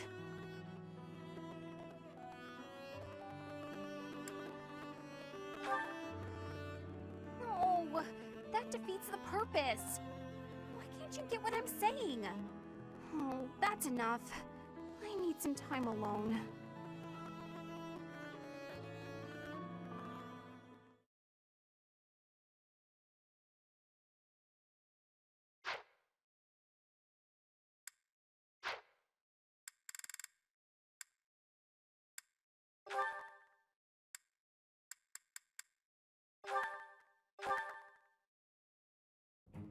Why do I have to clean the library? It looks like you're not busy. I was quite busy sampling pastries, I'll have you know. Who wants to sort books anyway? They're so bulky and heavy, it takes forever to lug them around. Right, Marianne? You agree with me, right? No, I don't mind it. Oh, you like cleaning then? I will say you look like someone who'd be good at it. Well... In that case, it's all yours. I'd only slow you down if I'm being honest. As I always say, if you want something done right, let someone else do it themselves. Right, I'm off to run some errands. I'll leave all this in your capable hands.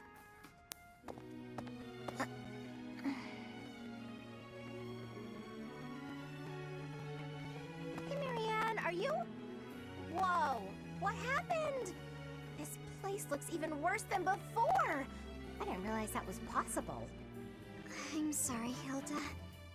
I just didn't know the best way to organize the books while sorting. Oh, well, no way around it, I suppose. I'll show you how it's done. First, you have to decide where you'll put each topic. Then, all of the books that don't match that topic, remove them from the section.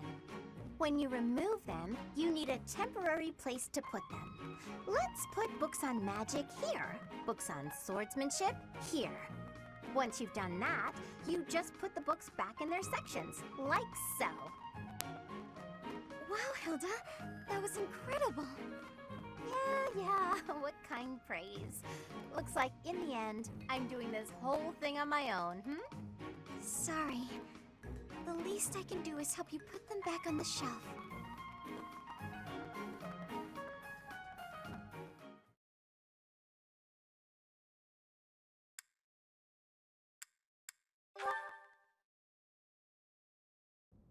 You've been an enormous help. Thanks so much.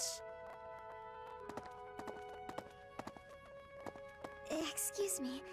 I have some more supplies that just arrived for the infirmary. Oh, were there more? I thought I'd gotten them all. I just have bandages and other small things, but there might be more coming. Well, I just got the boys to bring in the heavy bottles. Looks like we can't fit all of it without some rearranging, though. You know, if you'd arrived earlier, you could have helped me tidy up. My apologies. I don't really need your apologies. I need your help. Oh, okay. How can I help? How can you help? I said tidy up, didn't I? See the shelves there? See if you can clear out some space and tuck away the bandages. I can try.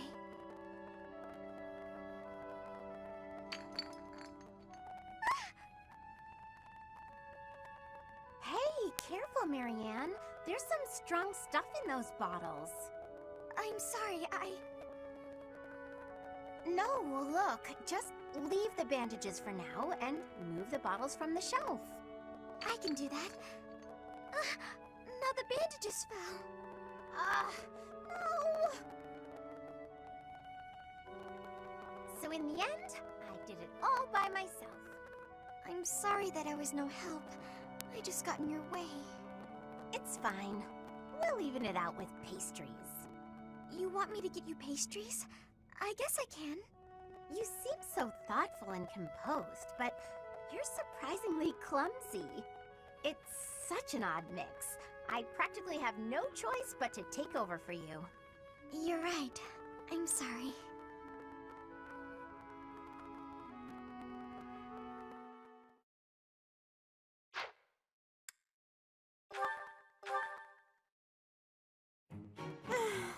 Why do I have to organize the library?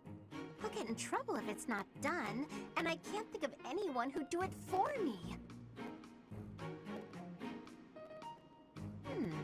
Since no one else is around, though, time for a little break. What are those sounds? Ha! Yeah! Leonie, always at it. How exhausting that must be. What's this? Hey, what are you doing? That's mine. If you leave it lying on the ground, people will think it's trash. I usually wear it around my neck, but I put it down while I'm training so I don't get sweat all over it. Well, people won't know that, will they? You should have just left it in your room. It's a good luck charm. If I don't keep it close by, then what's the point? How stubborn of you. I will say it looks to be a very well-loved charm. Captain Jeralt gave it to me when I was a kid. If it's that important to you, you should wash it. Then again, I suppose it is made of wood. Have you considered coating it with resin? That would preserve it nicely. You could even accessorize it, make it look cute. Thanks, but Captain Jeralt made it especially for me. I'd really rather keep it just as it is.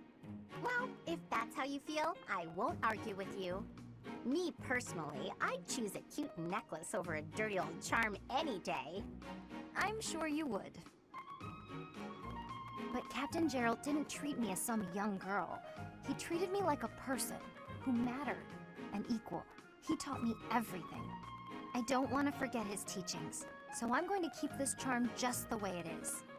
Huh, what do you know?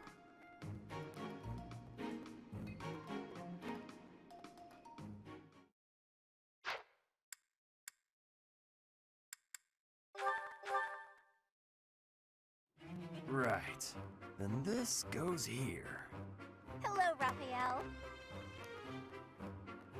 What exactly are you doing with that piece of wood? Hey, Hilda. I'm just doing this. With your bare hands. Impressive that just the outer ring is left. It makes quite a nice circle. Yeah, I just gotta polish it up and paint it. Then the base of the necklace will be ready. Sorry, did you say necklace? How's it look? I bet it's the right size, too. And this tree bark smells amazing. Now I just need to carve these boar tusks to hang from it. Boar tusks? I almost forgot. I was gonna add these wolf claws, too. And I could even add some color to them. And wolf claws? Huh? Is something wrong, Hilda? That necklace! It has a certain, rustic charm? You're right. It really does. Want me to make you one while I'm at it? Oh no, I wouldn't want to trouble you. Besides, I think it would look better on you than on me. It would definitely look good on me. But this one's actually a birthday present for my little sis. For your sister? I mean, don't you think she might like something more feminine? Something cute? Something cute? What's wrong with something tough and rugged? This necklace is gonna have tusks and claws and stuff. But girls don't usually go for tusks and claws and stuff. There should be flowers or gems or... Here, I can talk you through it. If you're making a necklace for your sister, you might try putting a pretty little flower in a small crystal bottle and sealing it with resin. If you say so. But where would I find a flower that was pretty enough? Oh, honestly, I don't know much about flowers. But, now that I think about it, I remember hearing about a splendid flower that only blooms near Fódlan's throat. Fódlan's throat? That's on the eastern edge of the Alliance. I'd have to leave now if I'm gonna make it back in time. Yeah, that does seem like a bit of a stretch. Okay, let me think. Where'd he go? Well, no matter.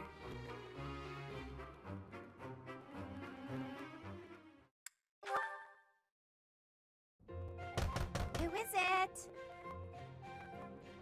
It's me, Raphael! Oh, Raphael! I'll get the door. What are you up to? Oh, whoa! What an enormous crate! And look what's in it. Crystal vials, shiny rocks. And I got this, too! Oh, what a splendid flower. And so fresh. Hey, wait a second. Is that for your sister? Yeah, I finally got my hands on something cute. Just like you suggested. That's so nice! But, wait a second.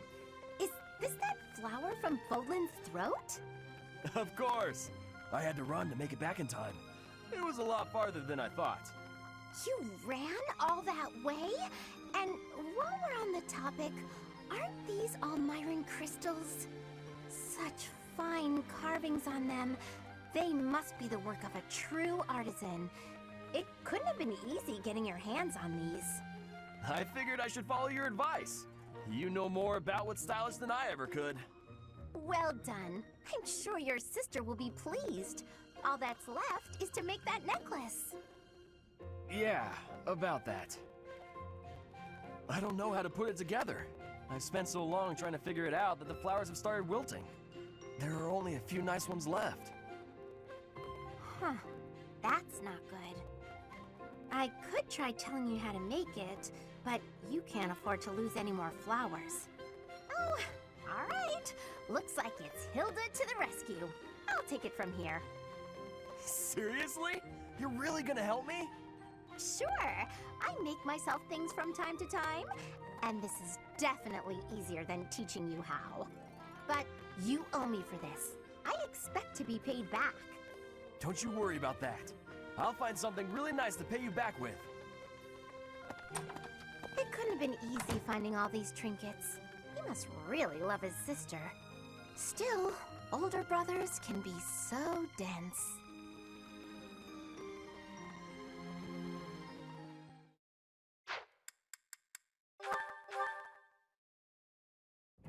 Hey there, Hilda. You're looking cute today. Thanks. Thanks. You're looking quite handsome yourself. You know exactly how to talk to a guy. I like it. What's with all the books? Oh, these? I was just bringing them to... ouch! Ouch! What's wrong? Did you hurt your foot? Yeah, I tripped earlier. But I'm supposed to return these books to the library by the end of the day. Relax. I'm sure there's a handsome guy around here who knows how to carry books to the library. You rest your foot. I'll take care of this. Oh, no, that's all right. You must have something more important to do.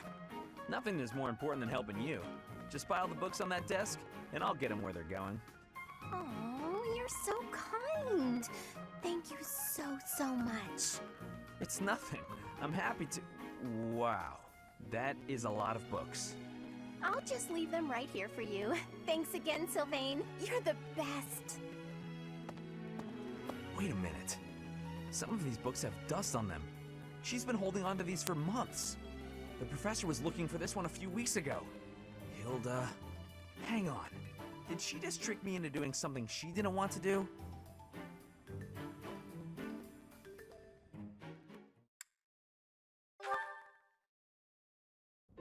Hilda! Lovely as ever. I swear, when you're around, the sun shines brighter and everything sparkles.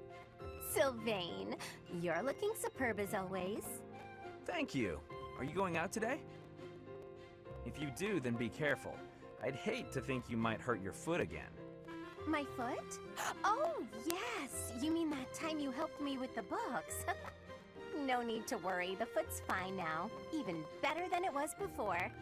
I noticed, you know, since I'm always looking at cute girls, and you are one of the cuter ones, your foot was better during the battle. You were running all over, just a regular warrior princess. And less than a day after such a terrible injury. My friends were depending on me, so I just had to fight through the pain. Hilda, please don't lie to me. I knew your foot wasn't really hurt, but I returned your books anyway. Take it from a guy who does his fair share of pretending to be someone he's not. And I say this as a friend, you are a terrible liar. And those books you left in your room for so long, teachers and classmates needed those. So stop lying, and maybe stop being quite as selfish too. You saw right through me. Honestly, I'd completely forgotten that I still had those books. I really was going to return them. Did the librarian say anything to you? Oh yeah, I got an earful of yelling and accusations meant for you. Huh? Didn't you just say it was my fault? Nah, I figured the librarian would feel better if they just let loose. No reason to make them wait for you. I'm so sorry. You got a tongue lashing that should have been directed at me. Tell you what, all will be forgiven if you promise 3 things. Stop lying, take responsibility, and fall madly in love with me. Aw, Sylvain, I do love you, you know? I just wouldn't want you for a husband. What? Why not? Well, not to offend you, but I can't help but feel that your niceness is somehow shallow. My brother would probably cut you into pieces the moment he saw your face. Your brother sounds, terrifying, actually. We're losing the thread a bit here. Evidently, you can see through my act, so I'll just be straightforward about taking advantage of you. Well, I'll take what I can get.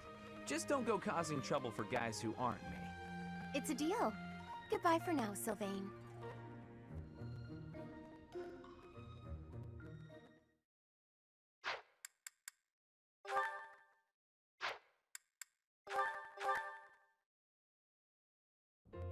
Hey, Professor! What are you doing daydreaming in a place like this? It's lucky. As spacey as you are, you're always reliable in a pinch.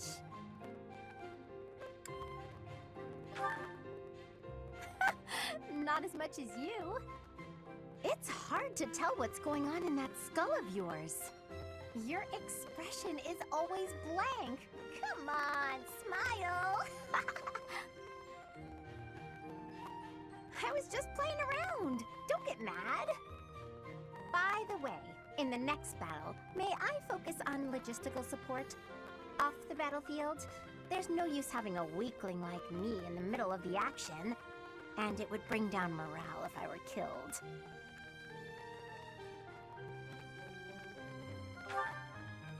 Have you even seen me, Professor? Look at these noodly little arms! I should be cheering everyone on from the sidelines. It'll certainly improve the boys' morale, don't you think?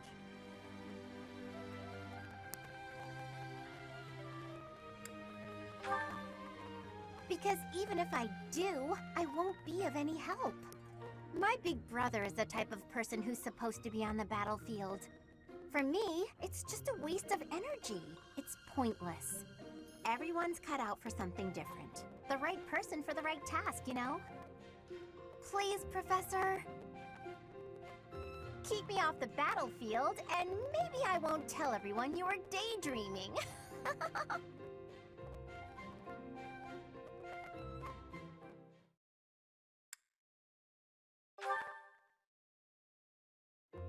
Hey, Professor. There are a lot of hardworking people here at the Academy, huh? Everyone focuses on training without even needing to be told. Maybe they think, I must protect my friends, even if I have to risk my neck.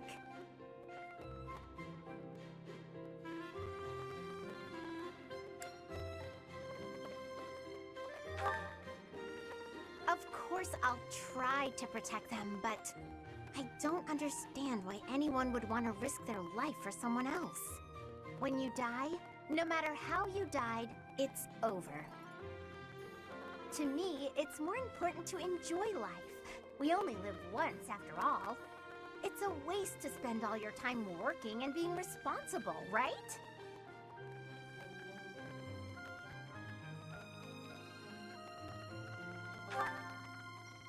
Well, no matter what people may think, I'm going to keep being me.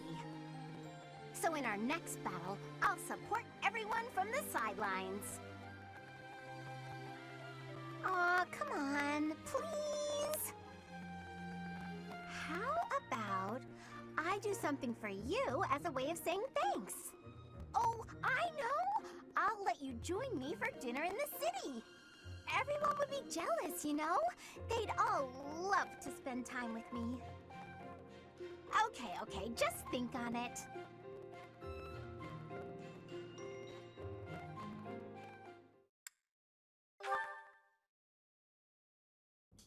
Professor, I asked to be on the sidelines. Why did you put me on the battlefield? You did protect me, so I guess I can't complain. Wait a second, you're hurt.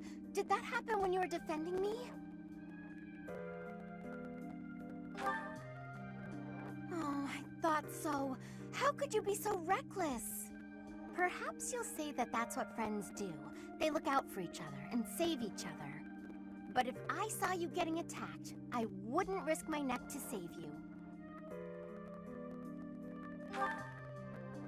No, don't overestimate me. I don't know if I've told you this, Professor. I have a very impressive big brother. I'm not just saying that. He's strong, smart, nice. He's basically perfect. Before Claude turned up, people talked about him becoming the next leader of the Alliance. Anyway, my parents have high expectations for my brother, and he almost always meets them. No one expects anything of me. If something's even a little bit difficult, I find someone else to do it for me. That's what I've done my whole life. Of course! I can't stand the idea of not meeting someone's expectations.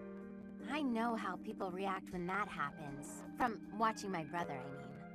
People force their expectations on you, and then if you fail, they look so disappointed. Whenever that happens to my poor brother, he looks just devastated. So don't expect anything of me, please. That way, I can't disappoint you. You're stubborn. Okay, fine. Keep believing in me. I do want to support you and support my friends. I just don't want to let you down.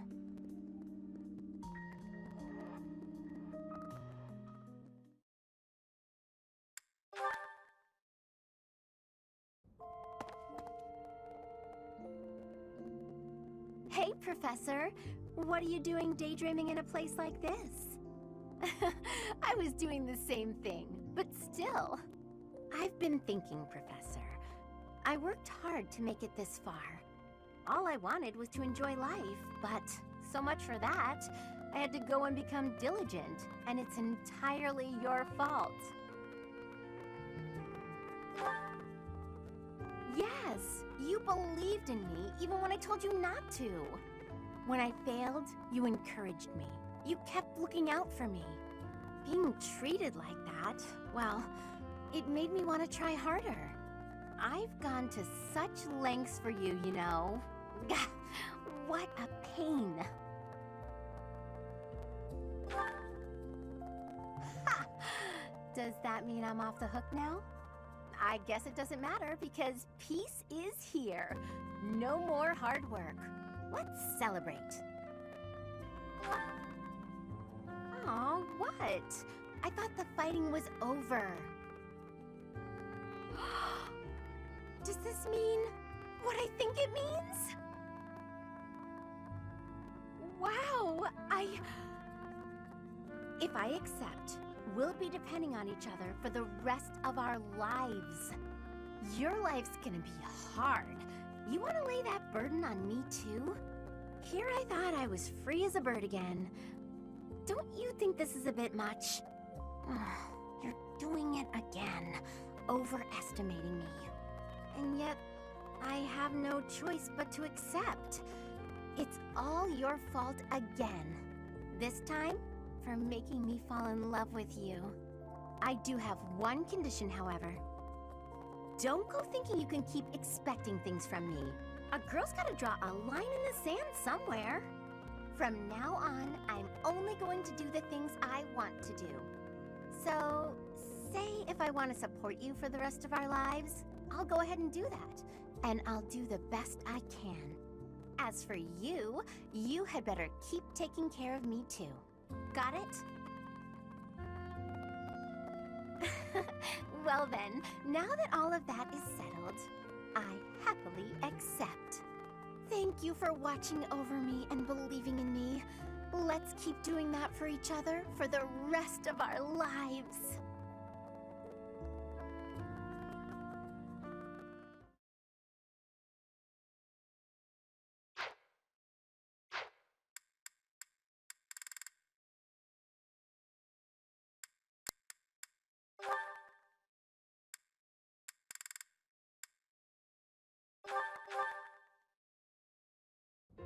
Hello, Marianne. You're well, I hope? I am, Lawrence. Thank you. I cannot help but notice you do not look it. Is that so? I feel fine.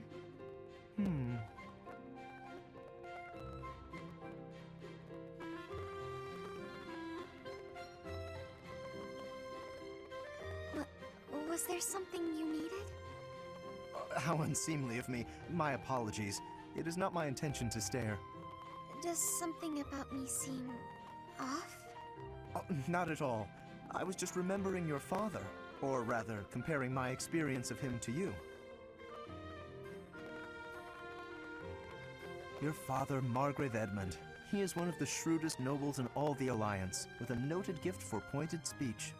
On and beyond the battlefield, his words have the power to move friend and foe alike. My own father has said he would not want to make an enemy of him. Naturally, I am of the same mind. Your father is blessed with gifts of confidence and eloquence, yet compared to him, you seem always reticent and downcast. I'm sorry. I don't mean to cause you discomfort. It's just that the contrast between you and your father is striking. I have very little in common with my adoptive father. But he sent you to Garegg Mach. Clearly, he sees potential in you. I think I see it too. Yes, a certain charm, gravitas, if you will. Just like him. Oh. I can't say that I know too much about him. I should be going now. Yes, of course. Please, take care. Oh, such grace, such serenity. How could such a beauty be hiding in plain sight? With a little polish, she would shine magnificently.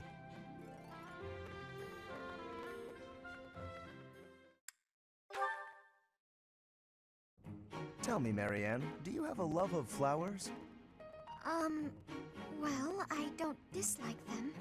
I've happened upon a spot that's just teeming with splendid blossoms. Would you like me to show you? I think I would rather stay. It would be for the best if you kept your distance from me. Well, perhaps I could pick a few of the nicest and present them to you. With a beautiful bouquet in your arms, your magnificence would rival even that of the goddess. I would never compare myself to the beauty of the goddess. I see. Well, I don't mind. Oh, that is a lovely handkerchief you've got there. Did you know that a handkerchief reflects the sensitivity of its owner? Yours tells me you have quite a refined sensibility. If you only applied yourself a little more to the rest of your ensemble, there is no doubt in my mind. If you admire my handkerchief so much, you may have it. No, please, that is not what I meant. It was a gift from my adoptive father. I didn't choose it for myself. I'm sure I don't share his refined sensibilities, though, considering how little he and I have in common. I have to go. Such beauty. And yet, with just a little polish, she'd be a marvel. If only she'd put in some effort. I wonder. Indeed, I shall make it my mission to awaken her beauty. There is nothing that I, Lawrence Hellman Gloucester, cannot do.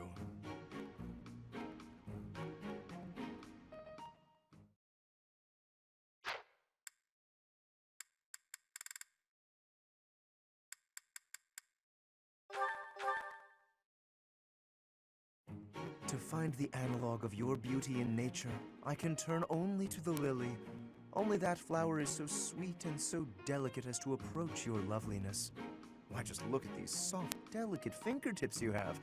It is as though they could blossom into fragrant lilies before my very eyes.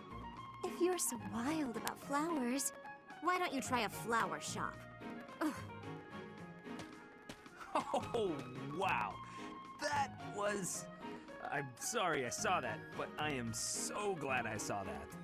Oh, did you not realize? I was only testing her.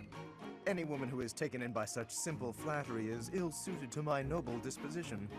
Oh, okay, I'm glad you explained it, because I thought you just got rejected. Just flat out, no way to make yourself feel better about it, rejected. And the reason, your nobleness, is because that is really not the way you go about hitting on a girl.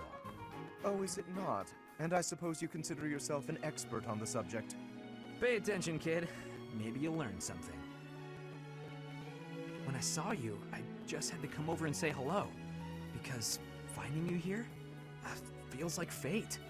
Maybe we could go get some tea. Get to know each other better. I think you must have mistaken me for someone else. Someone who cares. Please excuse me. Exquisite. Simply masterful. When is the wedding? That's weird. Girls usually fall for that speech. You must have spooked her.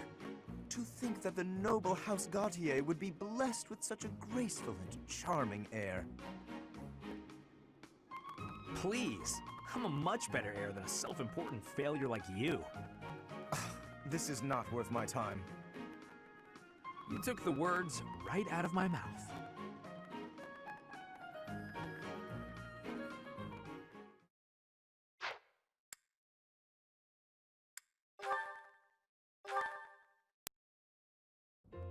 Ah, that fragrance! Could it be? Ferdinand, I cannot help but notice the exquisite tea you're drinking.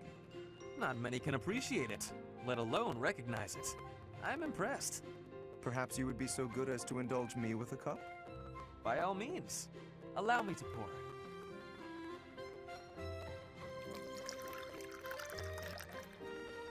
Ah, what a delightful aroma. When I close my eyes, I feel as though I've wandered into a rose garden. Such a precise, poetic description. But please, drink up. No need to stand on ceremony. How gracious of you. Very well. Flavor, fragrance, and hue, all in fine harmony. This is a most superior brew. and in a market saturated by pale imitation, no less. You did well to acquire such fine fare. You are clearly quite passionate about tea. And more than just passionate. You know what it takes to brew a fine cup. To say nothing of your flawless etiquette and sterling attentiveness. Certainly. Proper etiquette at tea time is one of the surest hallmarks of quality breeding. And the extent of one's attentiveness is quite often indicative of the depth of one's character. The ability of a person of fine stock to exhibit a rich quality of character is precisely what determines whether one is worthy to be called noble. And all of that can be seen in how one handles such a simple thing as a cup of tea. Ah, marvelously put, Lawrence. I can tell you have given much thought to this subject. And if I may, I have always considered you to be the very model of noble comportment. Likewise, this has certainly been an extraordinarily meaningful cup of tea. I wholeheartedly concur. Before we part ways, I would like to offer you some of these leaves. Truly? Well, I'm flattered, but I cannot simply accept them without offering something in exchange. You simply must allow me to host you in turn, by way of recompense. We shall drink from House Gloucester's finest teacups and enjoy the loveliest of its cakes. That sounds exquisite. I look forward to it.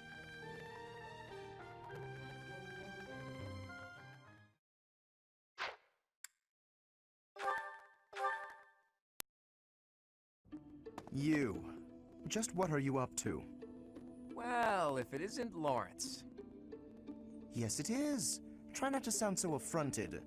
And you're just whimsically wandering the monastery grounds again, I suppose? Oh, naturally. After all, I really do adore the Garegg Mach monastery.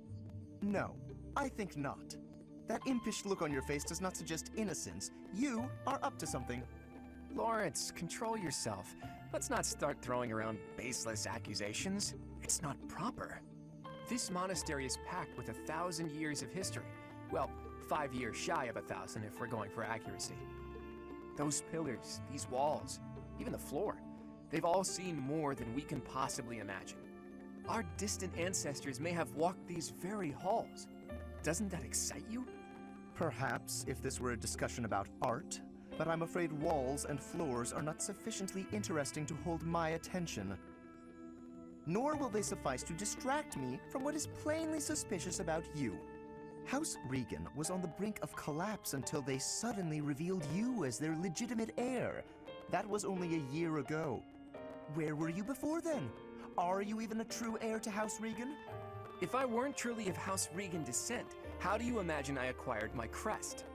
A crest is insufficient. I am referring to your noble disposition or lack thereof. Well, that's what I came here to hone, after all. I can only hope that you will assent to instruct me in the art of snobbery, Professor Lawrence. I do not think you grasp the significance of the responsibility you bear. Do you even know what it means to lead the Leicester Alliance? I take no pleasure in saying this, but much of the chaos in our ranks right now is due to the failings of House Regan's leadership. I intend to set things right. And once I expose you for the fraud you are and reclaim my rightful place, that is precisely what I will do. To be blunt, it would have been better had you never shown your face here. Sheesh, that guy. He just can't be reasoned with.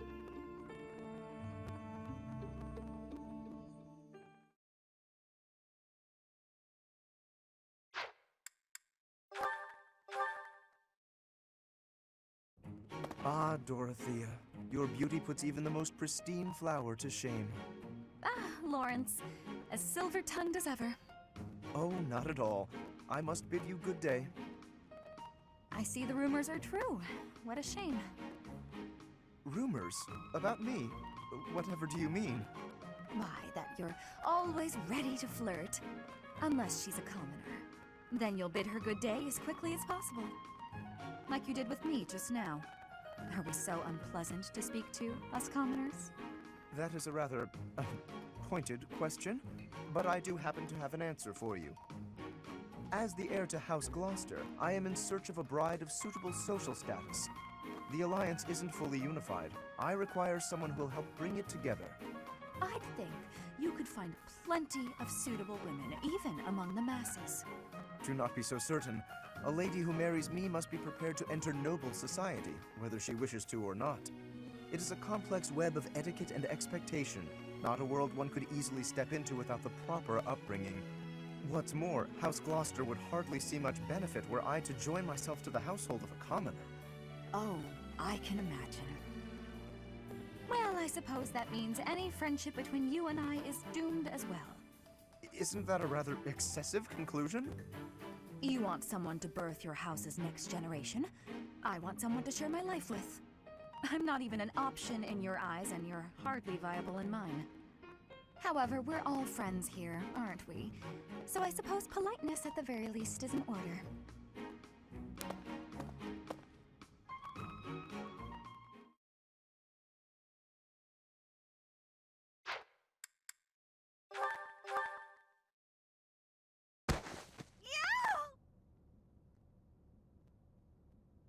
Oh, I beg your pardon. Are you all right? Yes, I'm Ow! I'm fine. I just twisted my ankle. Oh, that won't do. Come, take my hand. Let's get you to the infirmary. Are you sure it's okay to be seen helping me? Why would it not be? I thought you only extended your kindness to the nobility. Certainly not. To aid a commoner in need is the most noble endeavor of all. Not only that, but you were injured by my carelessness. It is doubly my duty to assist. In that case, I'll gladly accept your offer. Good. There does not appear to be any real swelling, so you should heal swiftly. Thank you so much for escorting me. Walking on it will still be unpleasant. Allow me to lend you my shoulder, at least as far as your room. If you're still offering to help, then I can't say no. There you are, safe and sound. I will take my leave. Thank you again, Lawrence. You know, I think I've learned something about you. What is that? In truth, it's not that you only extend your kindness to noble women. It's that you can't even see us of lower birth. Excuse me?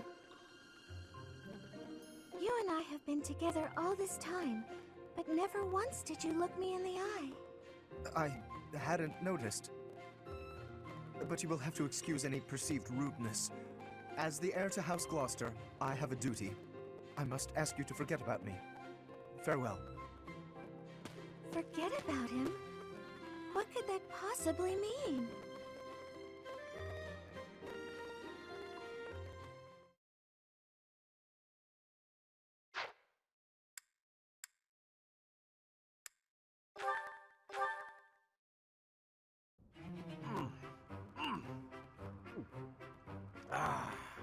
Meat is the best! Veggies and fish are great too, but there's nothing like a good cut of meat. May I join you? Hey, Lawrence! You here to eat? It looks like you barely grabbed anything. Please, this amount will suffice for me. There's no need to compare our portions. No wonder you're so skinny. My little sis eats more than you. Come on, have some of mine. You need it more than I do. You offer me half-eaten scraps? The nerve! With manners like that, even a nobleman would be an absolute disgrace. Have you no dignity? You're pretty touchy, huh? It's probably just because you're hungry. Raphael, please, do you mind? I cannot enjoy the simple pleasure of a meal in these conditions. Why can't you enjoy your meal? You don't like what's on the menu? You wait here. I'll go to the kitchen and find something tastier for you. That won't be necessary. Please, just let me eat. In peace. Alone. I don't think you get it, Lawrence. Nothing goes with a meal better than good company. If leading the Alliance is your goal, you should really try eating with other people first. I'm afraid I fail to see the connection between leadership and dining. If you want to be a leader, you have to know how to get along with different types of people, right? If you really want to get to know someone, all you have to do is share a meal with them. Quite the contrary, unfortunately. It seems the more time I spend eating with you, the less likely we are to become friends. The more you eat with someone, the more you learn about them. Their likes, their dislikes, you know? You might get some of their food that way too. You can eat more and bulk up. All that talking made me hungry again. I'm gonna go get seconds. What an absolute bother. But I suppose he does have a point about observations of character at the dinner table.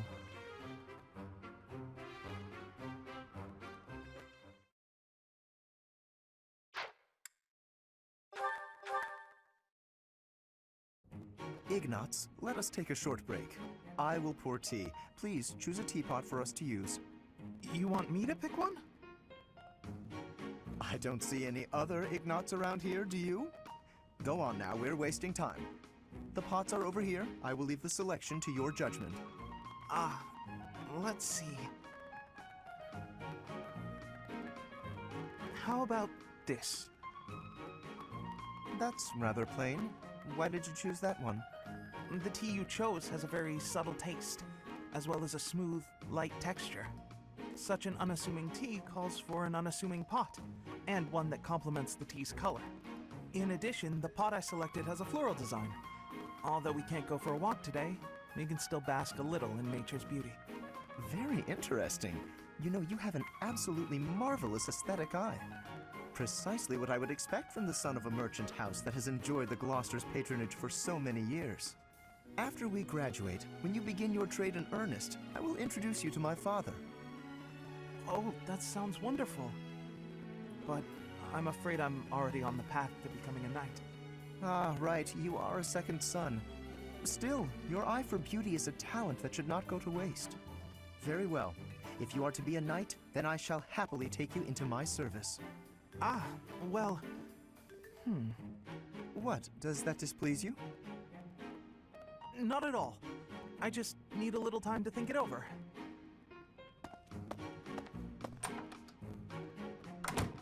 His eye for the arts is unwavering, but in all other matters he is woefully indecisive.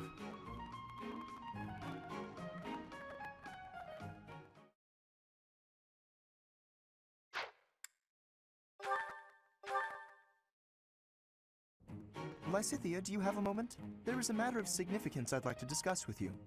I know you're always seeking the attention of ladies, but why are you wasting your breath on me? Don't be silly. I want to discuss the future of the Alliance, to have a constructive and candid exchange of opinion. I'm not so sure I'm the one being silly.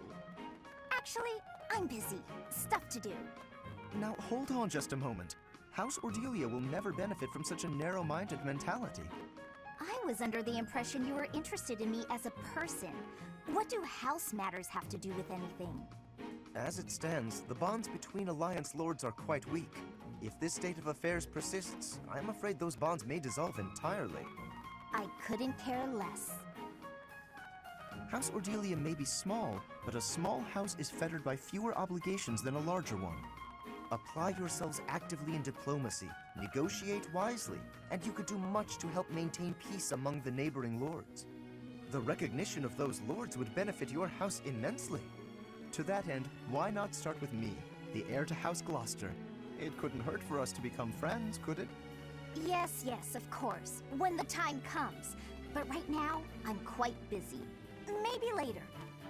As it is, I'm studying magic for the benefit of the Alliance, and I would appreciate it if you left me to it. Ah, I see. Then forgive the intrusion. I will take my leave of you for now. But if there is any way I can be of help, to you or your house, I hope that you won't hesitate to ask. After all, as I'm sure you know, the future of the Alliance is my responsibility. The future, he says. As though I have a future.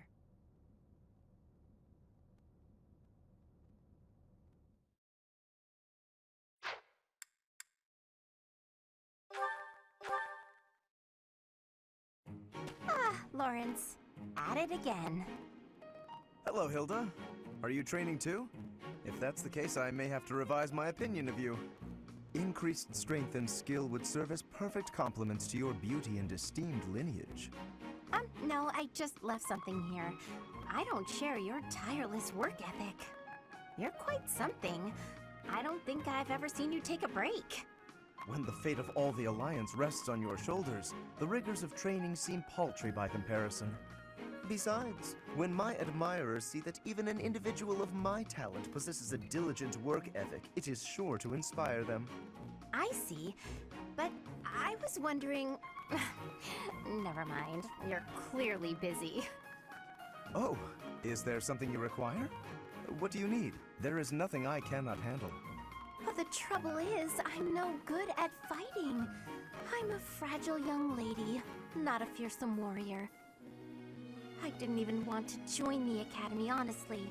My brother made me. Of course. For a delicate flower such as yourself, no doubt battle must present a terrible hardship. It does. It truly does. So, I was wondering if, in the next training session, you'd do my fighting for me? I mean, I can put on a tough, I'm actually fighting kind of air, but that's not quite enough on its own. Please, leave all of the difficulty to me. I shall permit no harm to befall you. Ah, I'm so happy. In that case, I'll focus on giving a convincingly soldierly performance. You know, Lawrence, you're a good guy. Not that I'd have expected anything less from a noble. With each of your foes that I vanquish, I shall only become ever stronger. Yes, leave it all to me. What a guy. And all I had to do was ask. Maybe I'll have a snack.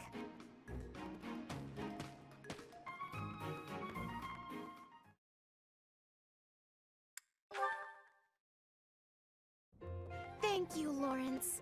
You've done so much for me. You've been a tremendous help. It was but a trifle. Surely there was no small amount of danger, but in the interest of experience, I was happy to endure. You're so strong that I can't help but feel safe in your presence. Yes, of course. Although, no matter how much brute strength we bring to bear, it is important that there be a leader on the field as well. Without someone possessed of my sound judgment and adaptability, we would surely be lost. Surely, yes. My thoughts exactly. But, What is it? I'm going to keep providing support from the back. You wouldn't mind doing more fighting for me, would you?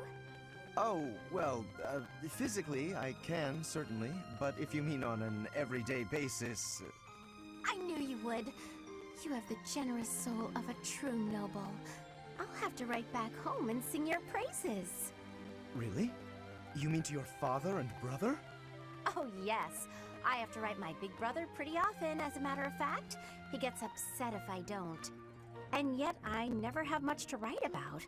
I've been really straining for topics. That must strike you as a terrible nuisance, the idea of me blabbing about you in my letters. Nuisance? Oh, hardly.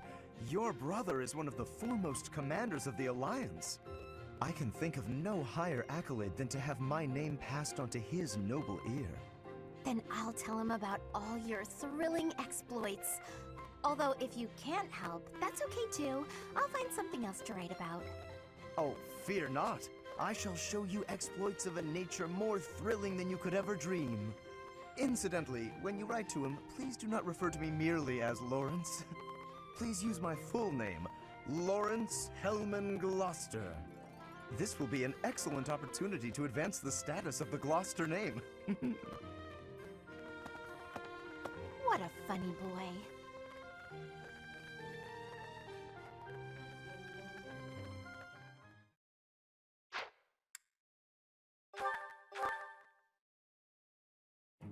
Hey, Lawrence, got a minute? Certainly. I trust you're well? Doing great. I found a load of old weapons, just got done hauling them out of storage. Old weapons, you say? If there are any interesting swords in there, I would love to see them.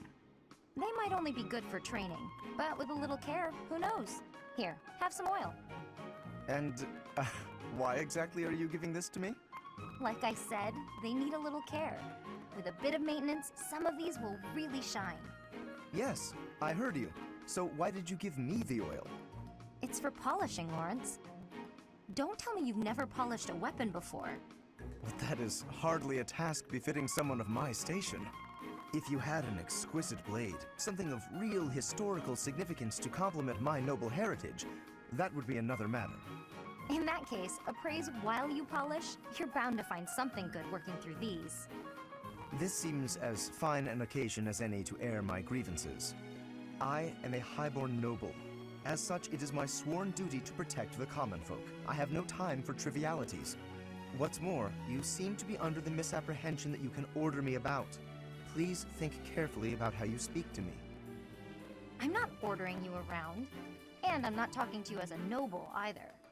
I'm asking you to help me with this, as a friend. I am your friend, but I am also a noble. Those two qualities are not mutually exclusive. Oh, good. Let's get to it then, buddy.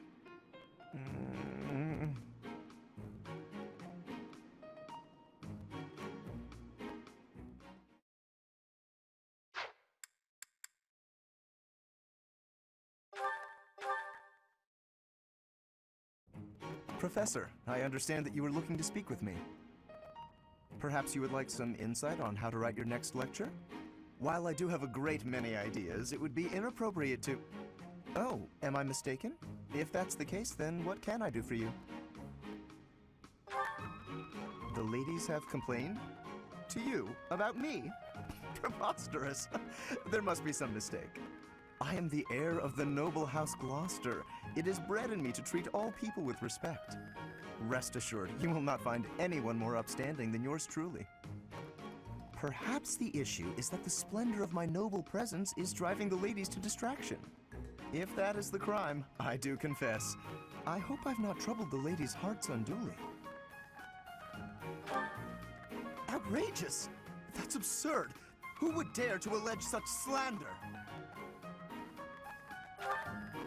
Of all the... Well, I suppose I have offered several of them the honor of dining with me. It is impossible to tell if even the most well-bred young lady is a suitable companion for me, merely by the sight of her. So, in order for us to get to know each other properly, it is appropriate that we dine together. Thus far, they have all declined, oddly enough. For some reason, they seem to be exercising some form of restraint when speaking with me. I would never insist, of course. But I will admit I have, on occasion, after a day's pause, issued repeat invitations, in the fashion and style of a gentleman. What? Ridiculous! Dinner invitations from me a problem? The very idea. I am a perfect gentleman, the son of a noble line. I've a wit like a rapier, and it takes but a glance to see that I'm gorgeous. No, I cannot believe such a thing. Are you sure this isn't the result of some sort of scheme? It cannot be otherwise. Someone has clearly devised a conspiracy against me. Someone who envies my position, who seeks to soil my sterling reputation with foul rumors. How crude. Please, Professor, it is beneath you to fall victim to such petty and obscene tactics. I implore you to take greater care in the future. Now, if you will excuse me, I have a great deal of work to do. Farewell.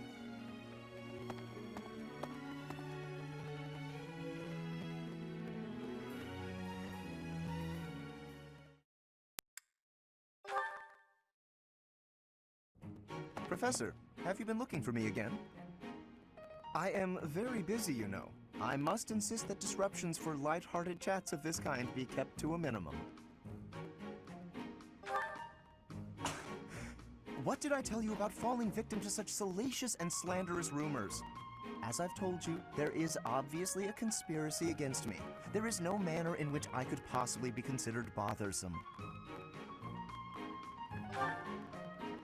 Professor, I assure you, you have been deceived. My adversary has poisoned the hearts of these ladies against me. The plot goes deeper than I thought.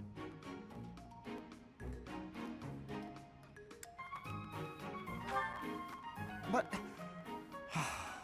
if you truly do insist, please understand, Professor. I am not some scoundrel out for conquest. I am attempting to fulfill my duty as heir of House Gloucester. It is my responsibility to continue our noble line by finding a suitable lady to be my wife. It is a rigorous process. My family has the very highest standards for appearance, grace, temperament, and pedigree. Typically, yes, even if others are sometimes critical of that notion. For the nobility, marriage is not merely a union of individuals, it is also a union of families. It would not benefit House Gloucester to be tied to a family of powerless commoners, would it? To achieve supremacy, it is necessary for my line to be tied to that of an influential family. That is the best path to peace and prosperity for all. So, as you can see, the future of the Alliance rests on my shoulders.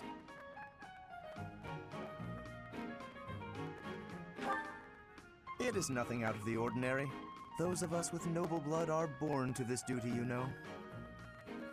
That being said, to avoid misunderstandings, I shall restrain myself until things calm down. I would rather not cause trouble for you after all.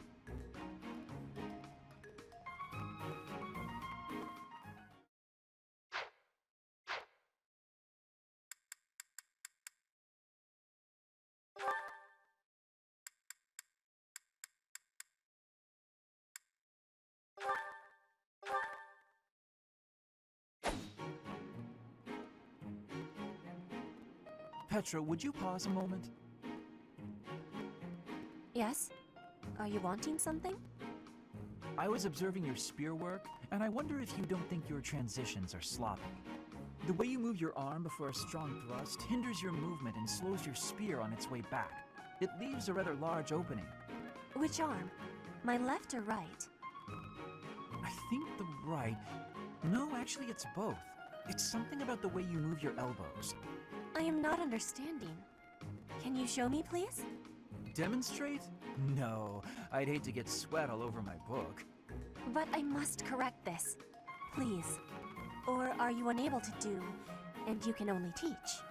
I am more of a theorist than a practitioner. I advise and you implement. Very simple.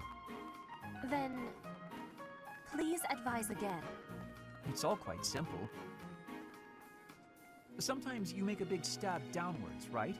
Before that, you lift up. At that point, you sort of let the tension go and stop. It ruins the momentum of the stab. How can I be lifting up with no unnecessary moving? It's the arm movement that's extraneous. Calculate the locus of the spear and the elasticity of the muscles. Locus? Elasticity? Can you not just be showing me? Please. If you are showing me, I will learn it with quickness. I won't waste your time with such demonstrations. You're a smart one, Petra. You'll sort it out. Besides, I need to go now. I have a prior appointment to keep. Linhardt only likes talking. It is on myself to prevail.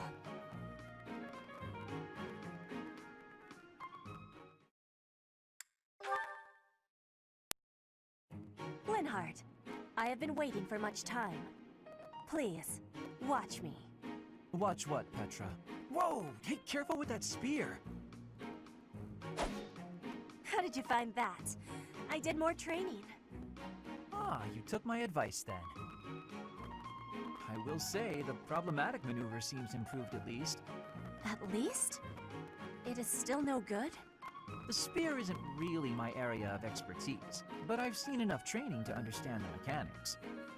I believe I can use that understanding to further help you improve your spear work. My spear work? Right. As I said, when you lift up and stab down, the momentum is ruined. You're trying to swing like a giant. You're not a giant, so that's a problem. So allow the spear's own momentum to do more of the hard work for you. Spear momentum. The spear is heavy. When you lift it up high, loosen your grip a little. At the top of my swing, loosen my grip. And then the weight will carry it down? Precisely. When you put too much power into it, not only do you exhaust your grip, you tire yourself out. Got it?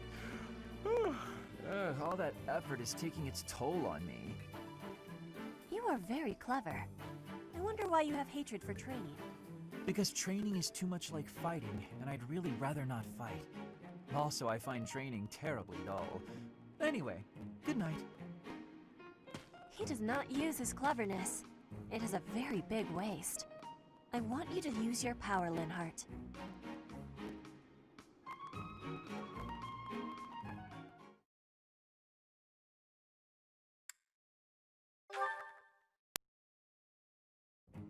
Linhardt, I need to be asking for your wisdom. Will you consent? My wisdom? About? I was hunting earlier, and the land gifted me with lots of game. It was all brought by me to the kitchen, and then... You're not asking me for help with the butchery, are you? If so, stop right there. I despise the sight of blood. No, I am not asking that. All of that work and care is given right after the hunting. Giving gratitude, bleeding, skinning, all has been done to be making very nice fresh meat. That meat is sitting in the kitchen already. Oh, thank goodness. Then whatever do you need from me? I'm not much of a cook. I want to be smoking the meat, so we can be preserving it. There's a big quantity of it. But I am without enough firewood for the smoking.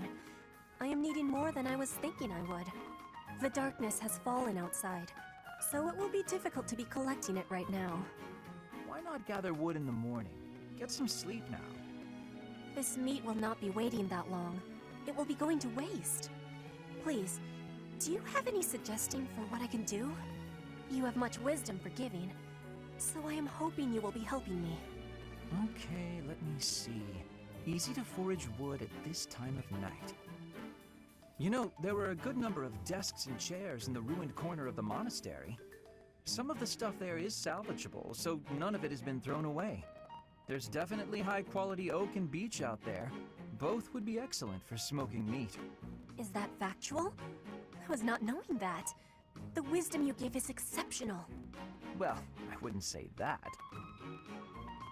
As long as it's anything that looks broken beyond repair, no one should complain. I am giving you my gratitude, Linhardt. Now, let's be going. Pardon? You have all of the wisdom about choosing wood for smoking.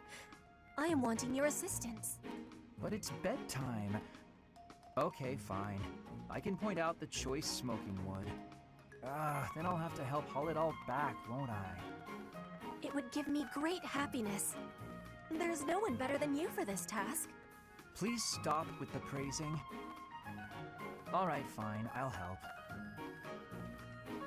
I'm just that nice a guy.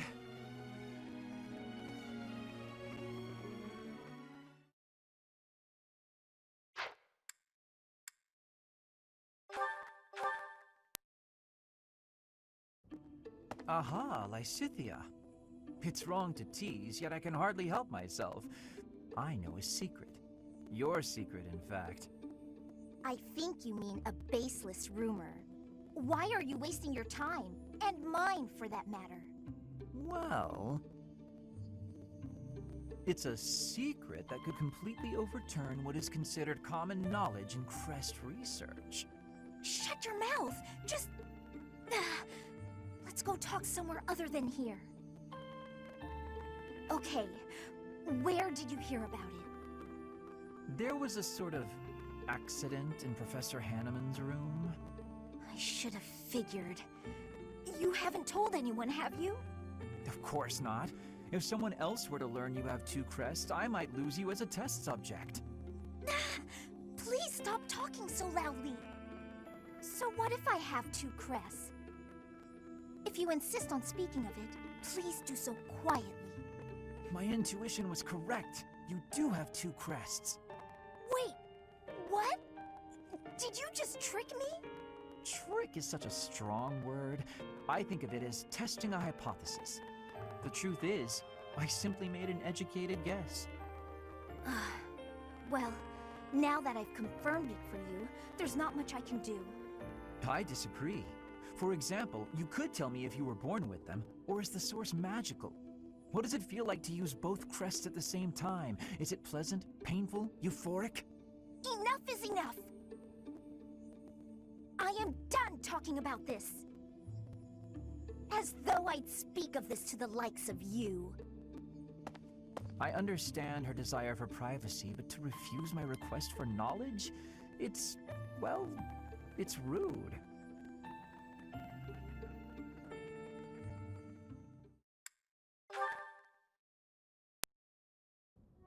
There you are, Lysithea. I've been looking for you. So, I have a hypothesis about your crests. I know you're the one who sent me that anonymous letter. There are things we must discuss. Ugh, It sounded like some bizarre love letter. What? No, of course not. However, I wonder what you would have done if it was. Now I'm just confused and grossed out. I'm sorry, but that is not the overall topic of discussion. Do pay attention. Pay attention to you? As though anything you say is worth listening to. It's not like you can tell me anything I don't already know. You don't have a very positive opinion of your crests, do you? That's why you should listen to me. I've dug through all my books, and there's no record of anyone being born with 2 crests. You are, to be blunt, an impossible occurrence. For you to have a second crest, it must have been forcibly implanted after birth. Is that your theory, then? Yes, it is. To further the theory, if the power exists to implant a crest, then it must be possible to remove one, too. And that is the real issue at hand. I could have one removed? That's what Hanneman is working on understanding. I'm helping him with it. Professor Hanneman? Based on your reaction, it seems you want one of your crests removed. I don't think I'd give up having 2 crests if I were you. Is that so? Even if you've gone through horrifying experiments, endless trauma, and if you knew that all this pain meant you'd die very, very young? That's what you'd think? You're completely lacking in empathy, so of course you would make such a crass and foolish assumption.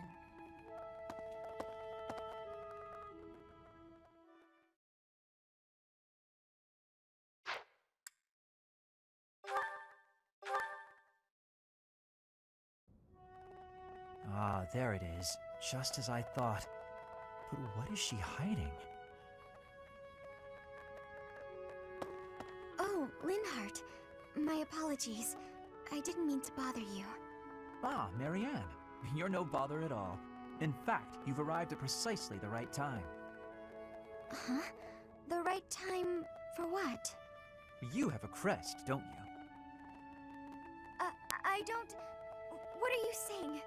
If you hide it, that just makes it more interesting. You do have one.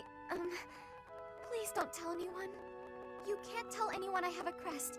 If people find out, then... What? Please, my adoptive father told me to keep it a secret. And I personally don't want it known. Who said I intended to tell anyone? Your secret is safe with me. I find it fascinating that you carry the crest of the erased hero. Please stop, don't say another word. No one should know about or even speak of my crest. Nothing good comes of it. It's even the reason my parents disappeared. This crest only brings bad luck to anyone who comes near me. Even you, Linhardt, you have to stay away. Bad luck generated by the crest? Now that would be a discovery well worth making. What manner of bad luck do you suppose might beset me? No, you shouldn't be so cavalier about something you couldn't possibly understand. I have to go. It's true, I don't understand. But I very much want to.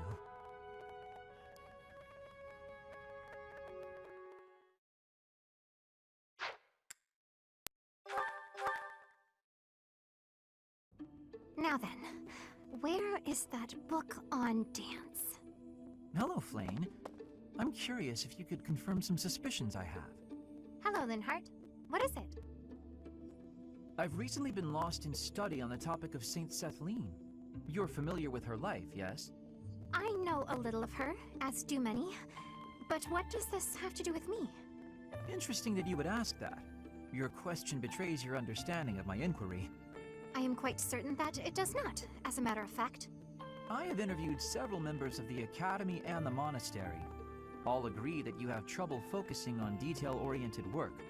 As I mentioned, I have been carefully researching Saint Sethlene's history, and I found several intriguing anecdotes concerning her life.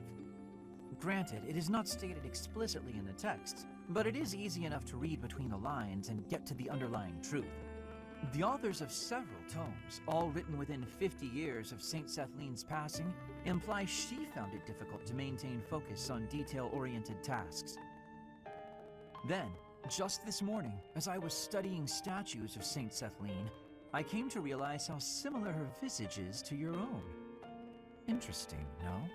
I do not appreciate your disrespectful approach to this topic. No disrespect intended, I assure you. St. Setleen is a major saint. I only mean to say that looking like her is an honor. I actually meant that you are being disrespectful to Saint Setleen. There was one other item.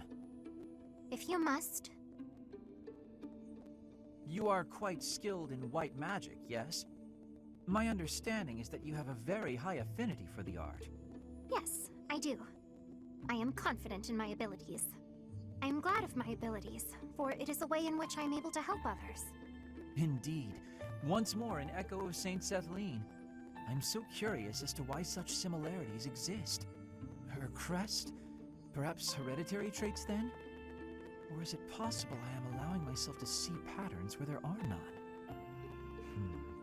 I am very busy searching for a book. I will be going now.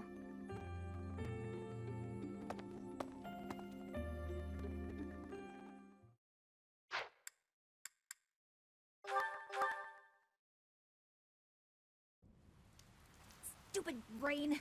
Go back to the stupid cloud you came from. I'm soaked. What a pain. Happy? Yikes. You look like you just crawled out of a lake. Here, dry yourself off. And don't just stand there. You'll catch a cold. Come on, I'll make you some tea. Oh, okay. Huh.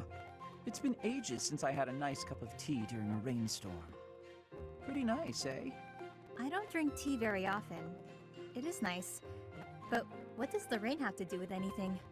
Doesn't rain make you want to read a book? Or rather, nap with a book on your lap. Though, I guess I'd like that no matter the weather. But then, if the book is too good, not only will I be unable to sleep, my tea would get cold. That makes brewing it a wasted effort. Ah, and that's why I don't drink tea when it rains. Right. Thanks for clearing that up. And thanks for the cup of tea. Well, I'm pretty much dry now. Gotta say though, I'm kinda confused. Huh? About what? This just seems way out of character for you. You're so focused on yourself, you've barely ever spoken to me before now. No, good point. The thing is, I'm not cut out for battle. If a fight breaks out, I'm only a liability. It's better for everyone if I keep my distance. What does fighting have to do with... Oh, I get it. You think I'm gonna sigh. You're just like the others. But if that's true, why are you acting so different? What do you mean? Use your words to make the things in your head make sense to the rest of us. Fine. Here's what's in my head. I don't understand why you're being nice to me. Look around us. Nobody else will even risk coming near me. They're probably afraid you'll sigh, since you looked pretty rough when we came in. Makes sense. Your sighs are disastrous. If I can prevent one with a nice, lazy cup of tea, it's the least I can do. I see. You did it for your own sake. Well, whatever your reasons, I'm surprised that you'd even consider doing this. For me. Surprised or not, it's no skin off my back. I'll keep doing what I do, regardless of anyone's expectations. Think on that. I expected you to be a hazard, but you weren't. No harm, no foul, no need to sigh. If only it were that simple.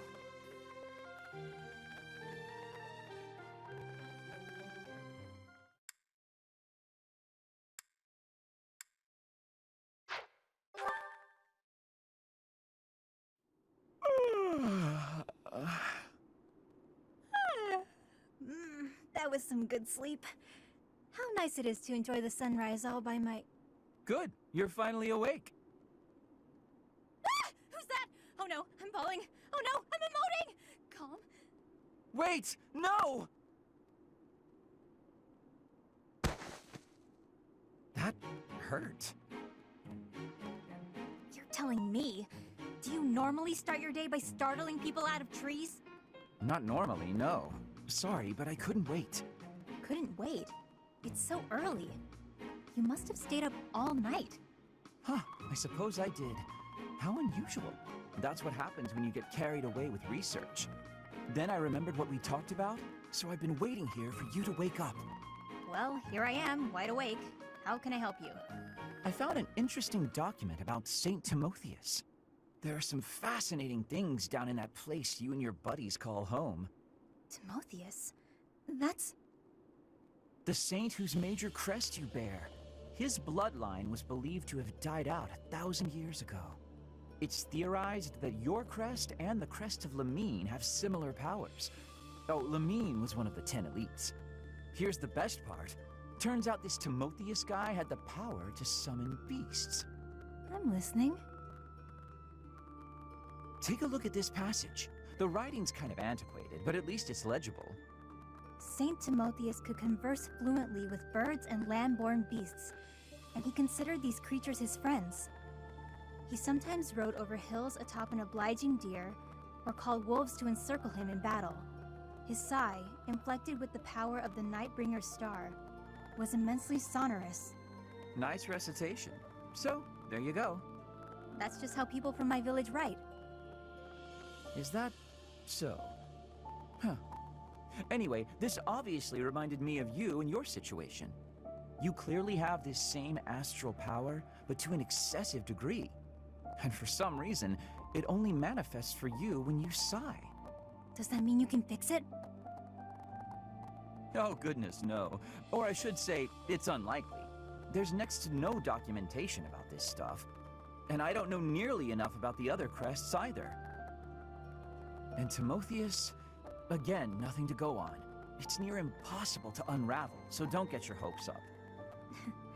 You know me. I'm good at keeping my expectations nice and low.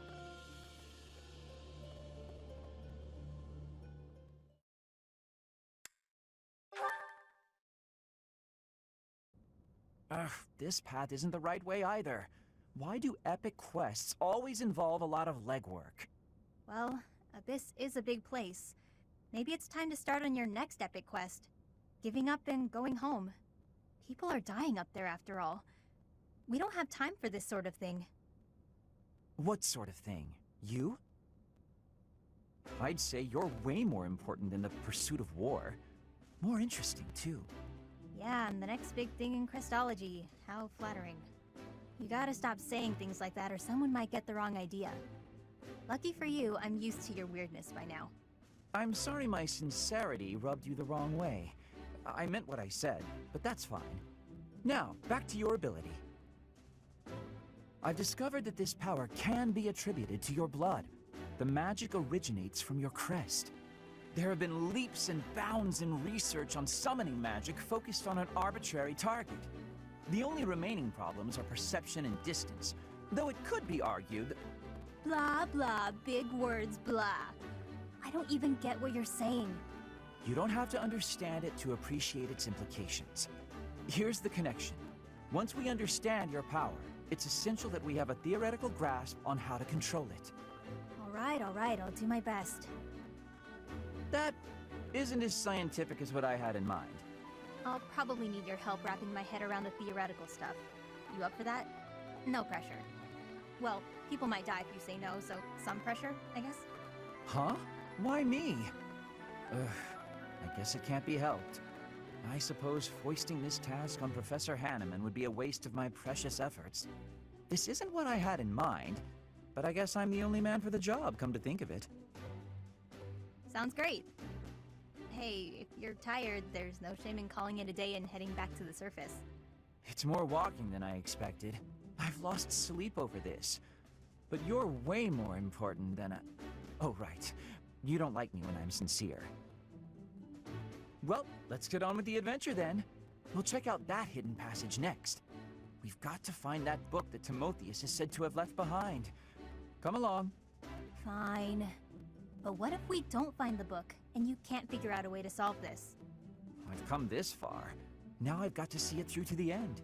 How will I ever nap in peace otherwise? Sounds like we might be stuck together for a while.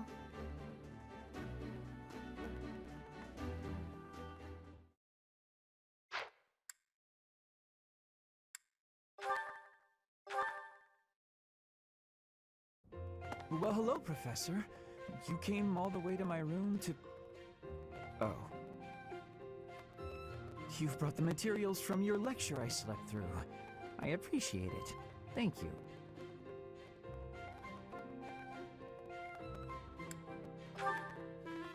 It's not that I want to miss lectures. Exactly. Drowsiness is my arch nemesis.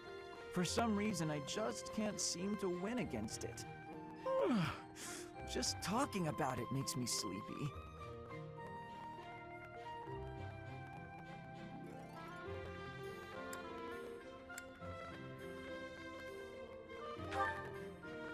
It's not that I don't have enough motivation. The problem is that I don't have any at all. Not for useless things. I must compliment you, though. By this point in most conversations, I'm bored senseless. But I'm enjoying this. I wonder why. What is it about you that fascinates me so? You're definitely a strange one.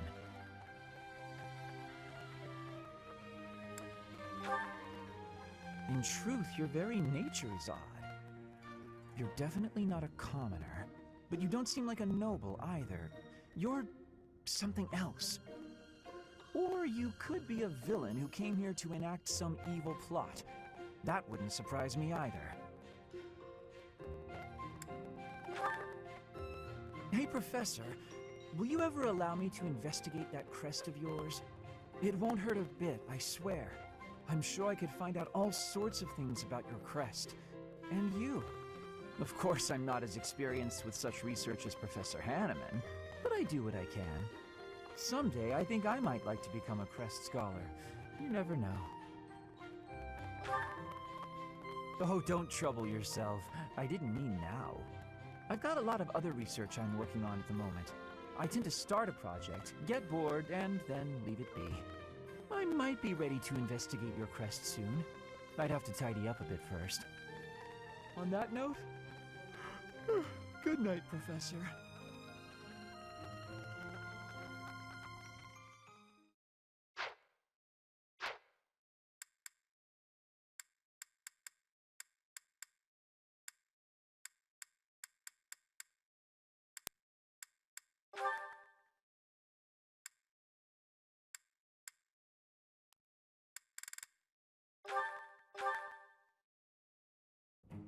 Ugh, my head. Why am I here instead of the infirmary? When did I... Oh boy. How are you feeling, Professor Manuela? Sylvain? What do you need at this hour? You don't remember? Well, you collapsed in the infirmary, and... That doesn't sound like me. Wait, no, I remember. The truth is, something sad happened. So I did what I always do to forget my troubles. Anyway, I found you passed out on the floor, helped you up, then carried you back here. And what were you doing in the infirmary late at night? Not bringing a girl there, I hope. Nope, I was definitely alone. I just had a bad feeling, and I decided to look around to see if anyone needed my help. Oh, my poor head. Are you all right? Here, have some water. What a thoughtful young man you are. You're a real gentleman, compared to that jerk who just... That good-for-nothing guy who strung you along, whispered sweet nothings in your ear, then shattered your heart beyond repair? I agree. He's a jerk. Oh no. Did I say those things to you? Actually, your version had more details. Very detailed details. Oh dear. You know, Professor, you're a good catch. It's a shame that you've had no luck with men. You need a guy like me. Somebody who sees your beauty and appreciates how tender you are, emotionally, and how much love you have to give. You're a smooth talker, even when you don't mean what you say. I'm going to change, so shoo, okay? Sure, I can take a hint. Rest up, Manuela. Thank you, Sylvain. I'm going to try and get some sleep.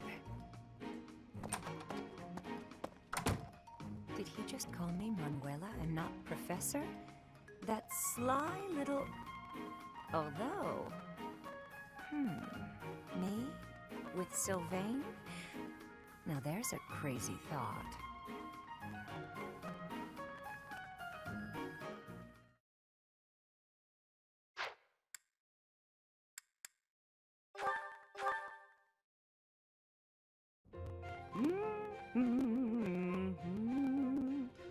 That song. Oh, hello, Edelgard. Professor Manuela, that song you were humming. I feel as though I've heard it before, long ago. And I'm sure it was you singing it back then. At the Opera House in the Imperial capital, perhaps. Why, yes. You must have seen me there. I am flattered you would remember it. I performed with the Mittelfranc Opera Company in Enbar on numerous occasions. So it was you. I went to that performance with my uncle. I wanted desperately to see it again. But after that night, he took me to seek asylum in the kingdom. When I returned to the Empire several years later, you had already retired. Oh, that's a shame. So you only got to hear me sing once? Sadly, that's correct. Yet you still remember it, even the melody of the song I sang.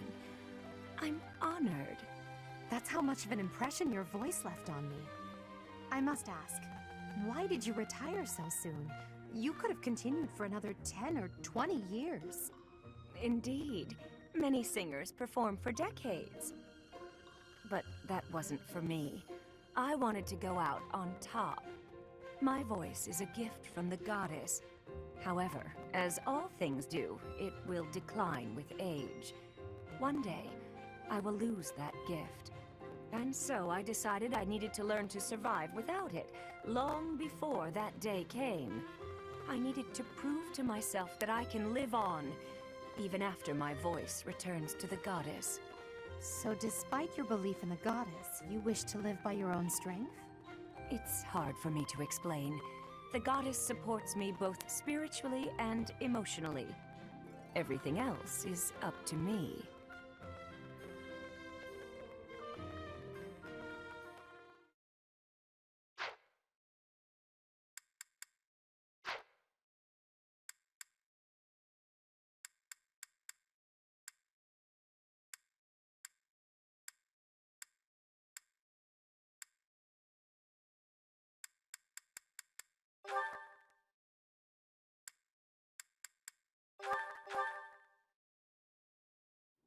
Are you injured?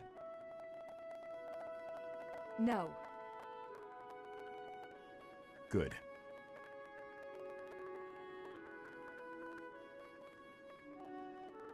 I'd have cut my way through, alone, without your assistance. My apologies. Your apologies are empty.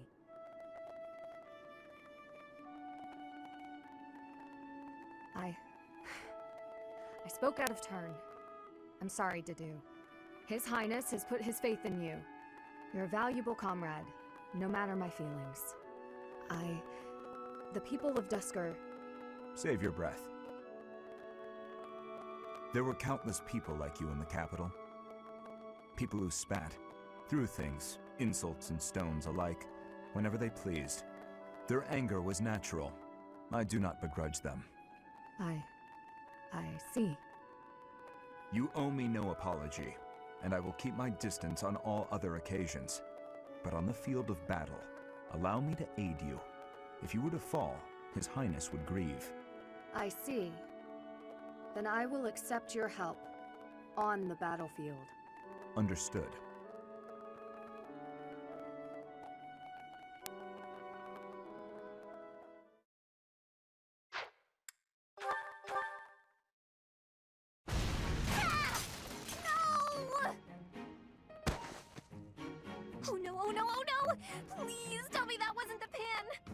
What was that noise?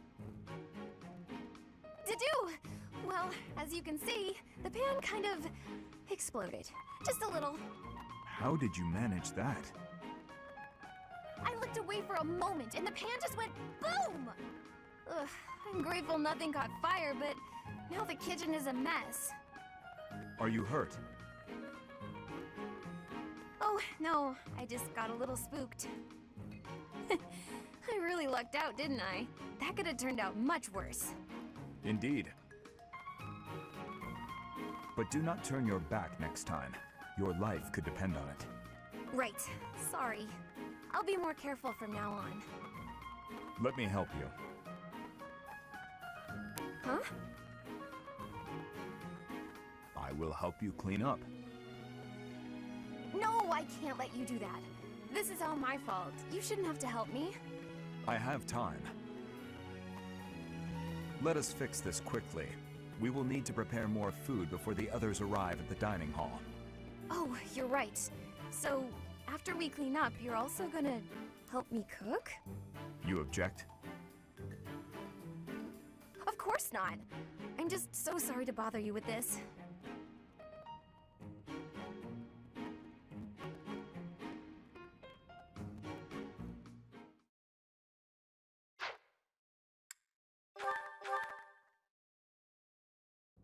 Dear goddess, please protect us. Mercedes. Oh, to do. Was there something you needed? His Highness sent me to collect you.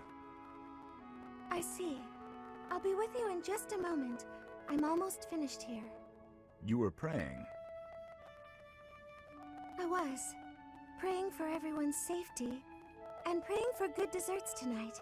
And that my next exam goes well. The Fódlan goddess will accept prayers of any sort. It's true. I've thought the same thing myself. That reminds me, Dudu. Weren't you born in Duskur? Yes. Do the people of Duskur pray to the goddess too? Duskur had a very different view of religion. Oh? In Duskur, there were many gods. The sky had a god. The earth had a god. We made offerings to the war god for victory in battle. Held feasts for the sea god to calm the waves. So your people prayed to different gods depending on what they needed? Correct. Your beliefs sound so different from ours. Tell me more. Why? Duskur is a ruin. Duskur may be gone, but you're still here. Would you tell me more about it the next time we meet? If you insist. Really? That would be great! I'm looking forward to hearing more soon.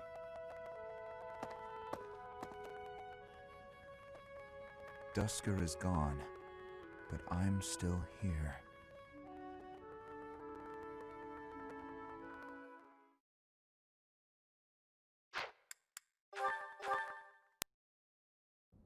At this time of year, the fish are fat. Simply grilling them will bring out their best flavor. Steaming them with herbs is delicious too. Wow, you know a lot about this.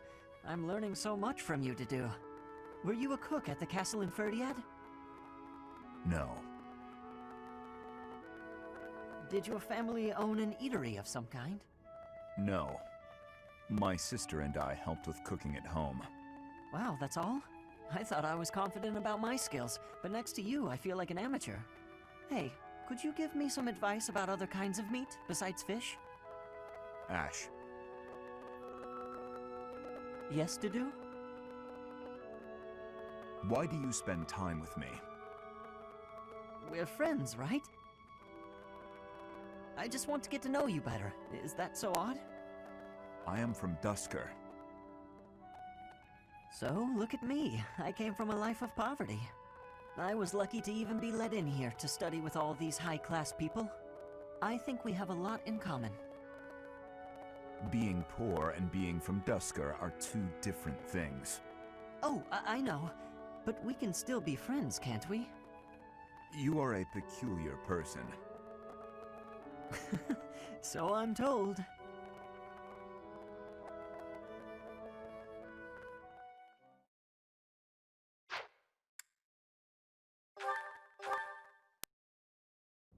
Hold a moment, dog. Are you speaking to me? I don't see anyone else here, do you? You're that boar's lapdog. Do not mock His Highness. Spoken like a good pet. Why do you follow him with such devotion? Do you really think a man like that is worth it? Faerghus destroyed my homeland. Burned it all to the ground. Slaughtered my people. The punishment of Duscur. My father, my mother, my sibling, all were killed. We received no aid, no respite. Faerghus murdered our dignity and torched our pride. His Highness is different. He is the only one who sees my people as human. He risked his life to save mine, and it is thanks to him that I no longer wish for death. That's what we call blind obedience. Tell me, would you give your life for him? Yes. And what if he commanded you to join him in a senseless massacre? I would do it. Even a massacre of children, or the elderly, or your own comrades? Without hesitation. You have misunderstood me. I am the sword and shield of His Highness. Weapons do not have a will of their own. Blind obedience. You're right. I did misunderstand. I shouldn't have called you a lapdog. You're a rabid cur. You and the Boar Prince make quite a team. Two crazed animals. I warned you not to mock His Highness. I am aware you have a history of friendship with him, but one more word. I've said my piece. Scamper back to your master.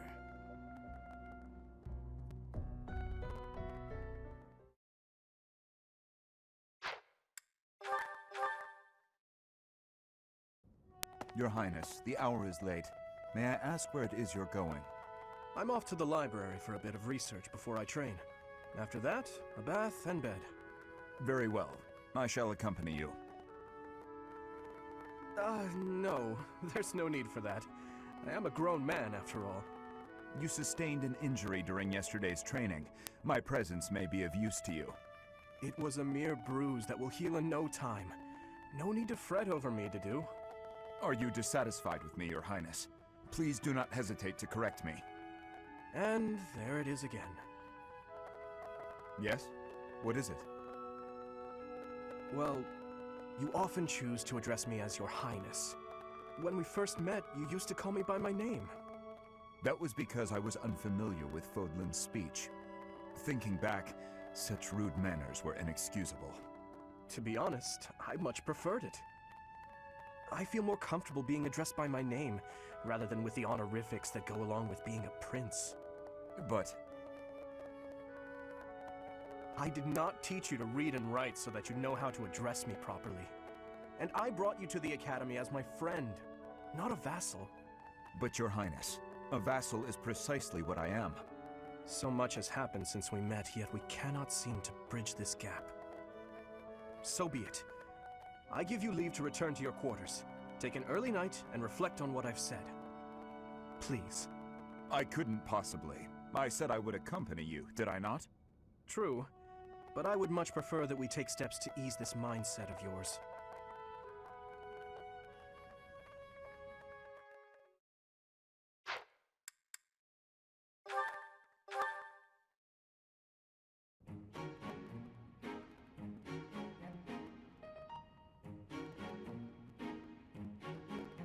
Did you want something?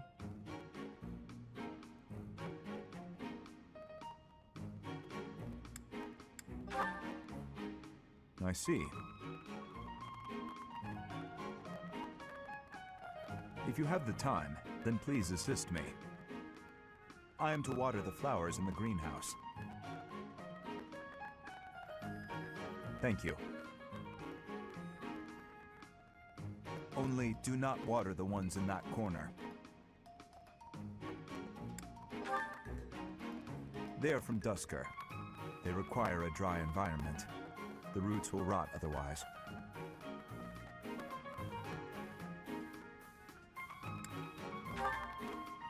That is what makes them worthwhile.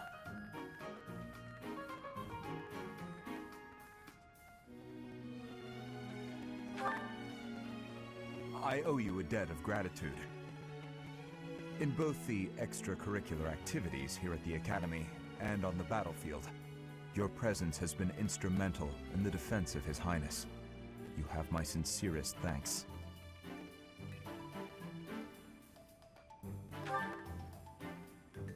I see.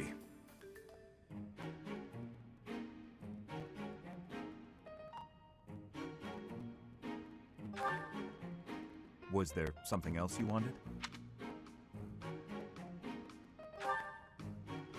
Then please, excuse me.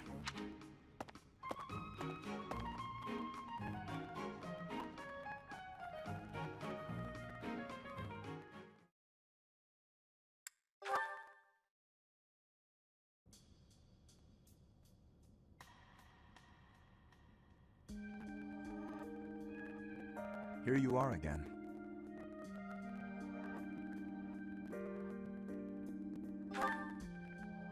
I see. The flowers you helped to water are in bloom now. Have a look.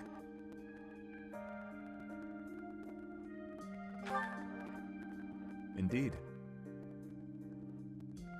My sister was fond of this one in particular.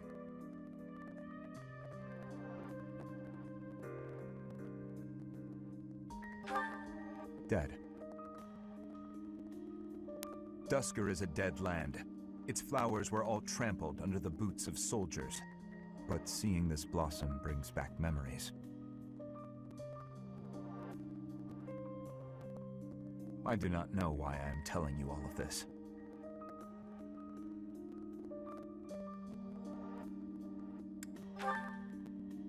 It surprises me as well. But if you are from Fódlan, you must know what became of the people of Duscur. The people who betrayed their allies from Faerghus.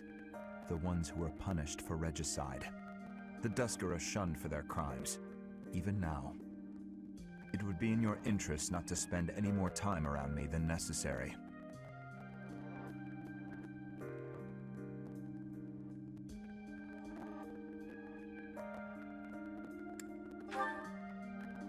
You may think little of it now, but your reputation will eventually suffer. But, to be completely candid, it pleases me to be able to speak with you like this. If you truly do not mind, I would be glad to receive more visits from you in the future.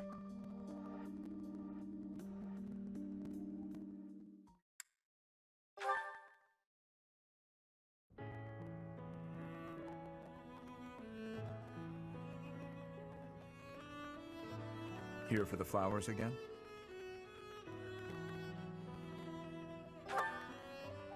I see.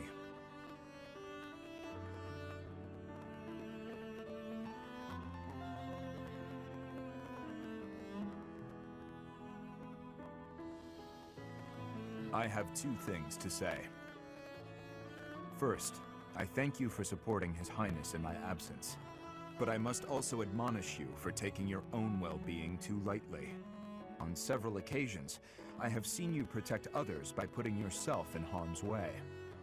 I am grateful for your efforts, but I feel you should place a higher value on your own life. His Highness relies on you, as do I.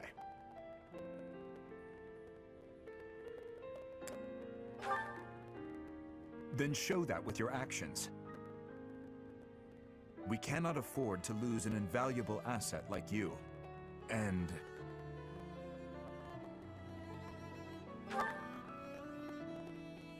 this greenhouse would be a more lonely place without you in it. It would not be fair to the flowers to leave me their only caretaker. Someday, I hope to show you a whole landscape of these flowers in full bloom. Yes. Once this conflict is over, and His Highness ascends the throne, I believe it can be done. You must live at least until then. Understood? That's true enough. I had not thought much of my own life until now, except that I would gladly cast it aside for His Highness. That is still true. But now I desire to see the end of this war. Until I can show you the fields of Duscur in bloom, I will go on living.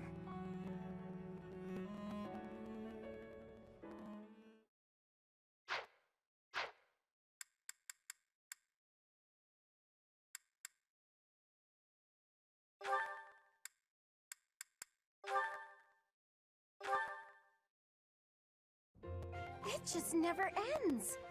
Oh, Ferdinand? Hilda, do you need something?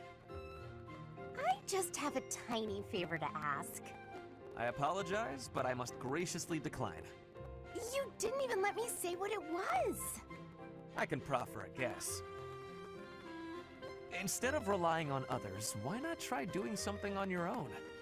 Nobles should not be lazy or idle. We should accomplish our goals through earnest effort. Easy for you to say. You're the very model of a diligent noble.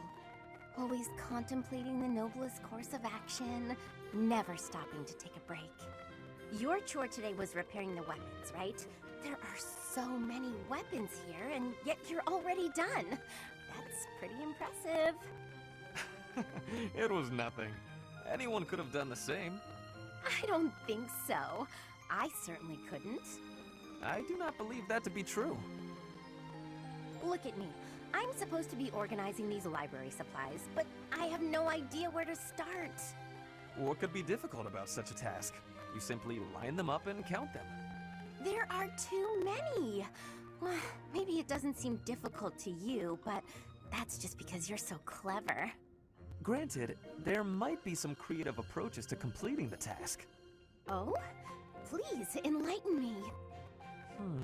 I can point you in the right direction. To start, divide them up by size. Right. I'm with you so far. And then what? Now, put similar items together. That makes it easier to get a handle on the numbers. I see. Then what? Now that you have arranged everything, you can begin counting. See how easy it is? Wow! You did that in no time. You really saved my neck there. Thanks, Ferdinand. Bye! It was nothing. I suppose I ended up doing her work after all.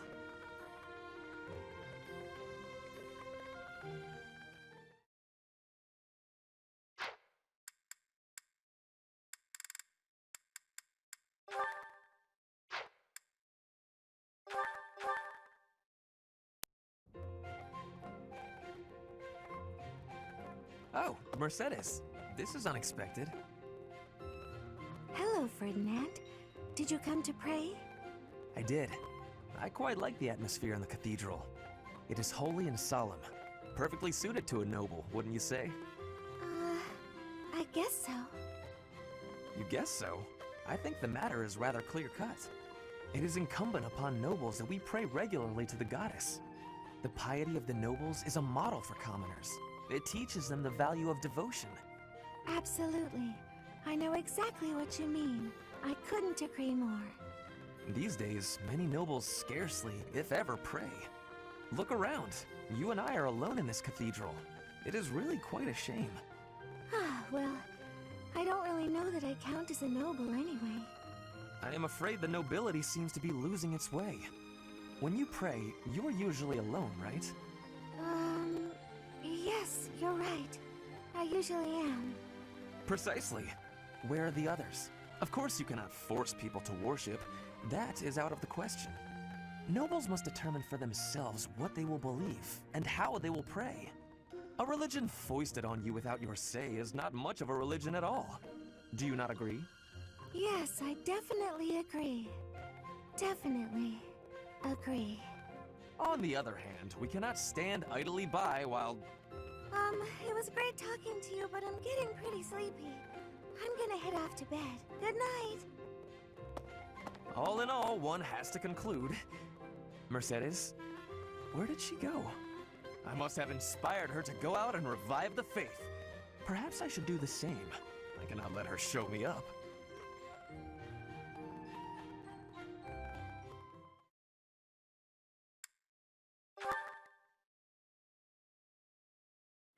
Come on, sell it to me!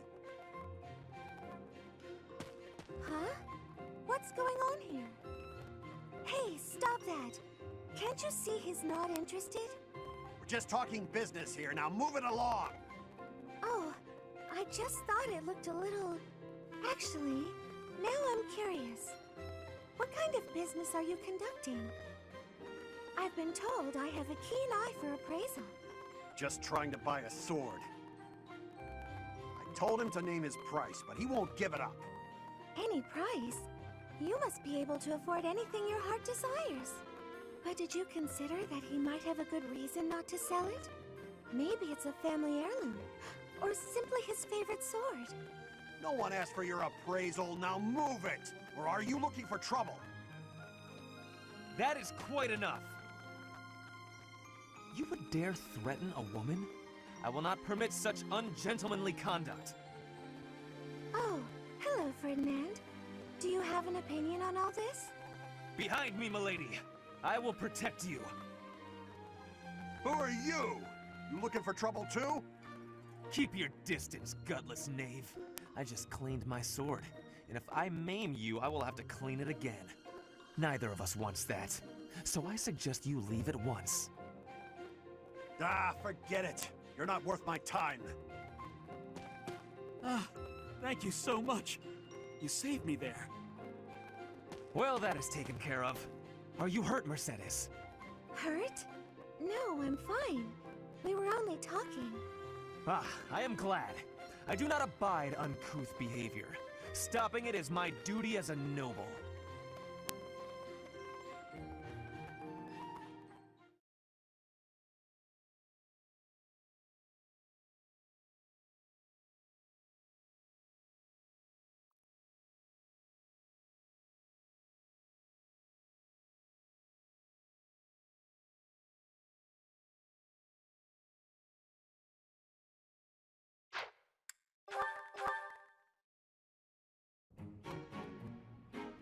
Ferdinand? Our professor is wanting to see you. He has much concentration right now. I will wait for him to be finished reading.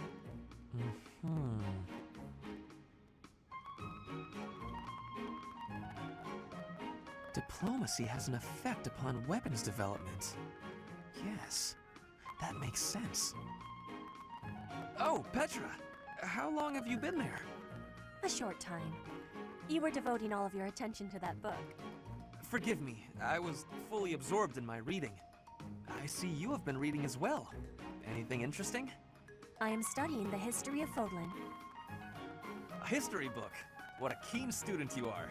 And it's about House Hresfelg. Certainly a stimulating topic. I am wishing to learn all about Fódlan. What is the book you are reading? Oh, this? This relates to a little hobby of mine. The regional history of weapons development in Fódlan. Militaries have to adapt their weapons according to terrain and climate. And they have to keep up with technologies in other regions. It's very interesting. Yes, it is interesting. I see why you would be enjoying that kind of reading. Oh, does that excite your curiosity too? Perhaps you would care to read more about it then. This is just one of 18 volumes, and our library has the entire collection. I give you my gratitude. Research of weapons could be a good reference for me. Oh, please take my apologies. I was meaning to tell you that our professor is wanting to see you. Oh, it is not like you to forget something. I suppose I ought to be going then. Yes, it is a rarity that I forget something. But it is not impossible.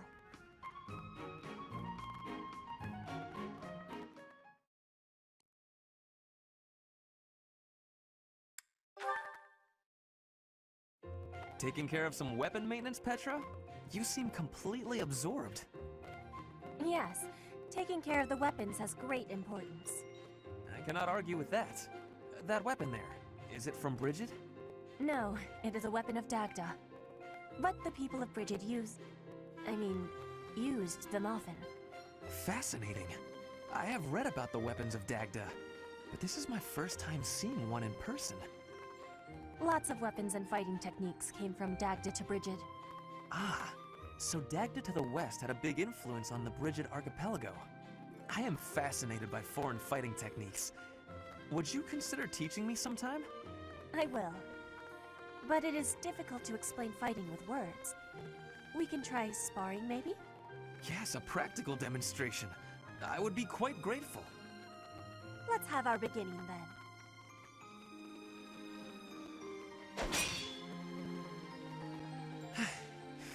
then. Perhaps we should stop there. Oh? Do you think you have understanding of the fighting techniques from Dagda? Yes.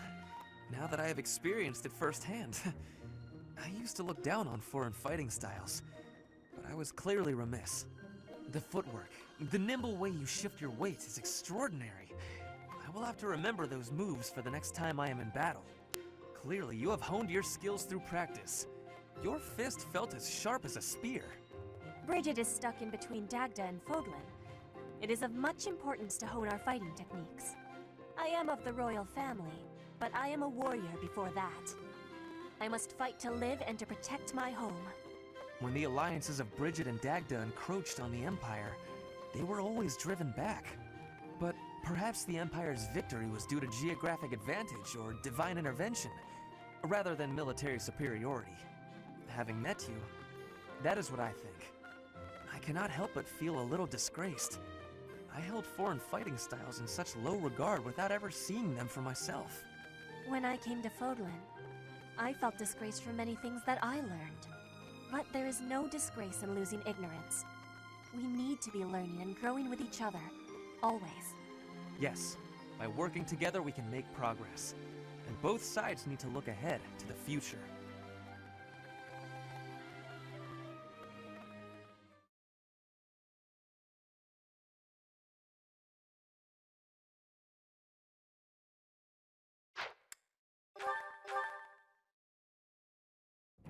Ah, Dorothea! The dining hall seems so much brighter with you here. Ferdy, I must say you are quite adept with flattery. Please, give me some more. Flattery? No, I was not... There you go with that attitude again. Why do you reserve such cold treatment for me and me alone? Do you hate me, Dorothea? Or have you some other reason to avoid my company? I underestimated you. I assumed your noble upbringing had dulled your perception. But you got it right on your first try. I hate you. Huh, I was right. Might I ask why you find me so despicable? I can scarcely guess. Don't waste another minute thinking about it. That will not do. I do not think you would hate a person for no reason. Perhaps. How's this? If you can guess why, I'll let you know if you're right. The brains of us common folk are so simple, it should be pretty easy for a big-shot noble to sort out. Very well. I cannot walk away from a challenge. I have no choice but to chance a guess. You are always making fun, calling me a big shot and so forth. Perhaps you think all nobles are... No, it cannot be that simple. Oh? What can't be that simple? Please, will you not give me a clue? Well, let me see. A good clue? I know. It's because you're like a bee. That ought to be enough of a clue. So long, Ferdy. A bee? I haven't the slightest. Perhaps because I am such a diligent worker?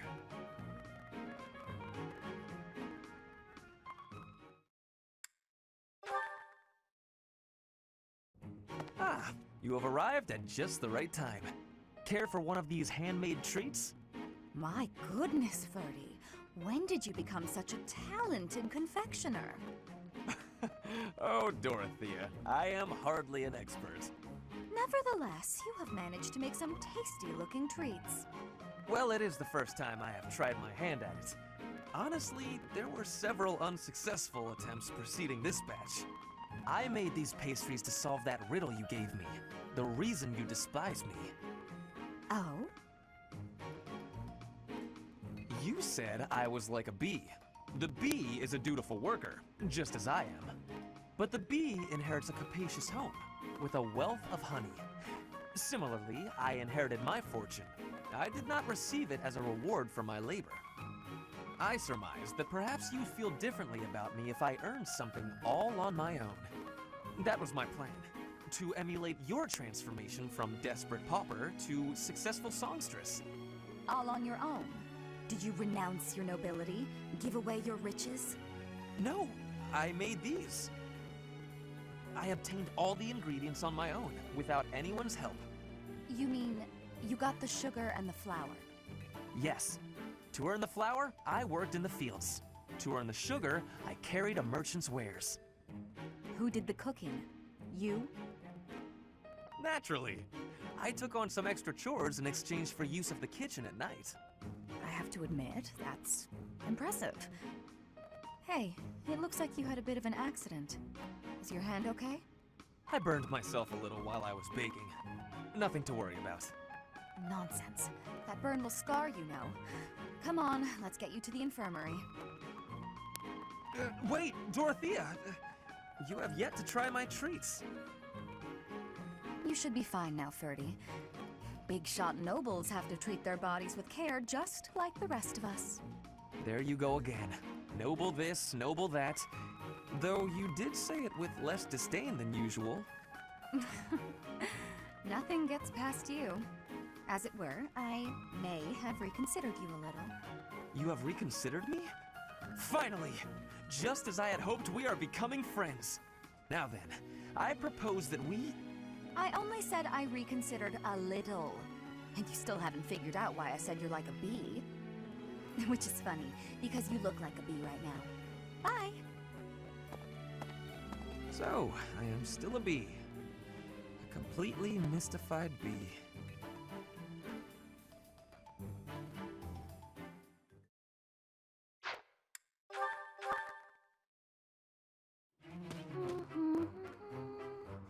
Another fine day, alone in my room, and plenty of books to read. Bernadetta, I have something to discuss with you. What? I didn't do anything. No need to be defensive. I am not angry. Oh, you definitely are. I can tell. Just get it over with. What did I do? You did not do anything wrong. Please, listen. Look, just breathe, will you? Can't breathe. Too scared. I see that you are struggling. Please calm down. Easy for you to say. I just wanted to discuss how you are always hiding in your room. It seems like something must be troubling you, for you to shut yourself away like that. If something is the matter, maybe I can help. But you need to tell me what it is first. No, no thanks. I'm fine. See, I'm breathing out. You fixed me. Can I go? Do you not realize that life is passing you by? Have you no desire to venture beyond this reclusive lifestyle? There is a whole world waiting for you out there. The social life of a noble is actually rather... Just stop it. I'm not interested. Bernadetta, this is unhealthy behavior.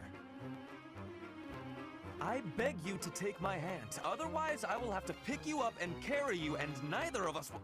What if I actually like being alone? Is that so hard to imagine? It's none of your business. Get lost! Ugh! Oh. Oh no! Ouch! I sprained my wrist. Oh, no, no, no, no. Now you've done it, Bernie. Now, you're his eternal rival. I do not wish to hurt you. Actually, No! I'm done for! You'll be the death of me for sure! Maybe I should just come back later.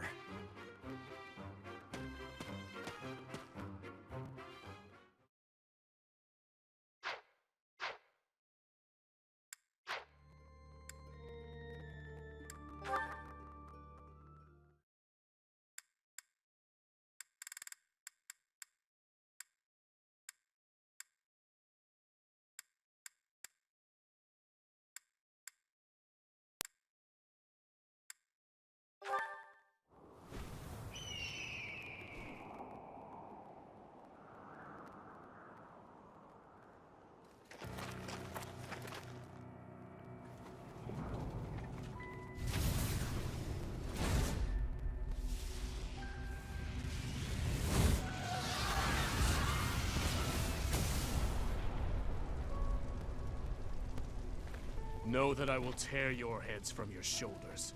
The dead must have their tribute. As big class reunions go, this one's gotta be the worst in history. Years ago, we fought here as classmates. But not today.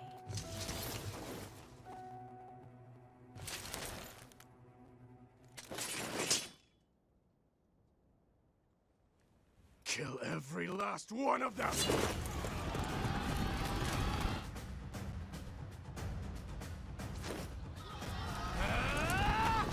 And so we fight on.